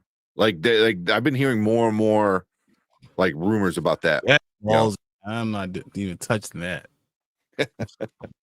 Hey, Lawrence brought this up as a good one. They should have put this out in Christmas. Yep. Yeah, but then you can't push it back again. Yeah. That's where the issue comes in. You want to push it back four more times? No. Can't But also you put it out at Christmas time, then you're going against Avatar. So that's true. You definitely don't even touch Avatar. Yeah. Well, thing because Avatar comes out was it Thanksgiving or on December? I thought it was December like 18th or 17th or something. Yeah, that's about right. So Cousin T said, "How much was your ticket tonight?" Mine have AMC, whatever. So that's free. Yeah. And I paid for my girls, so that was $8 each, so like $16. Yeah.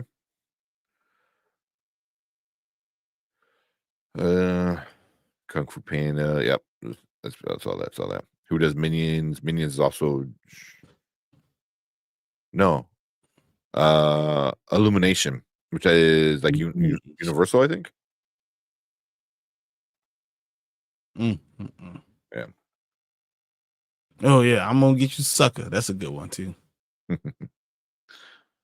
My bunion. Yeah. OJ was hilarious in it, until he killed those people. Oh my god. All right.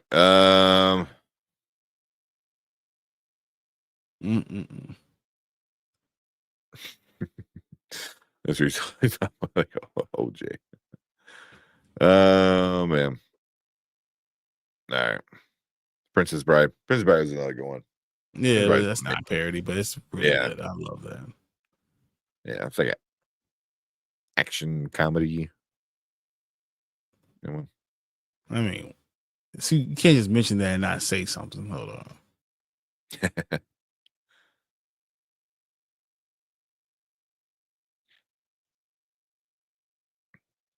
No, can't. Hello. My name is Inigo Montoya. You killed my father. Prepare to die. I love it. Yeah, we need to get the other one of like, I don't think or I don't think you don't. Was it? I don't think that means what you think it does. Yeah. I don't think it means what you think. Inconceivable. I don't think he knows what it is. Yeah, we need to get that one and download it. I'm just gonna get you the good parody. Yeah, as far as RDJ's got away with Tropic Thunder. That was a weird time, man. It's still, I don't know, man. It's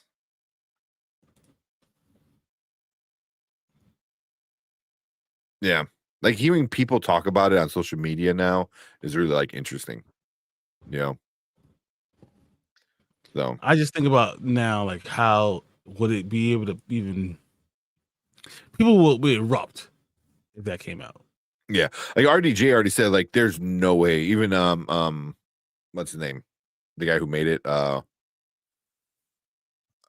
Fuck. The dude who does Meet the Fuckers and Ben Stiller? Severance. Ben Stiller. He's like, there's no way. Ben Stiller, RDJ, like all those guys on set. Jack Black. There's no way you would be able to make that movie today. Well, yeah, there you go, Ben Stiller. Thank you, Hanzo. Yeah. But yeah. CB4 with Chris Rock. CB4. Oh my God. All right. Let's get out of here, man. I am already done. Like, yeah. You know, when you're mentally, you realize you're done. Like, yeah. Tired. Oh, yeah. Too tired. Oh yeah. But yeah, we'll talk Murderbot on Monday, and then I'm gonna see 28 years later. So yeah, I think I'm seeing that tomorrow. Yeah. I've been hearing some stuff about it, so I'm like, I really gotta check it out now. I really gotta check it out. So yeah, we'll talk about that on Monday. Review both of those kind of things. Get ready for Ironheart. Ironheart comes out was that Tuesday? Wednesday? Yeah. Tuesday? Like it's Tuesday. Yeah. And so many people are talking about Ironheart because they released the episode names, and there's like one like Karma something, and the M has a red outline around. Yep. Someone was like, Mephisto. It's like, Mephisto, right. guys. I know it. Not again. But I think they're just doing 2 days, right? Yep. So we get 3 episodes the first time, and then 3 episodes the next week. Yeah, that's crazy. They are legit doing the Echo thing. I think it's gonna be Karma's funner. a glitch. I think it's gonna be funner. I think people gonna say, "Oh, that was good," and then never remember it ever happened again. Yeah.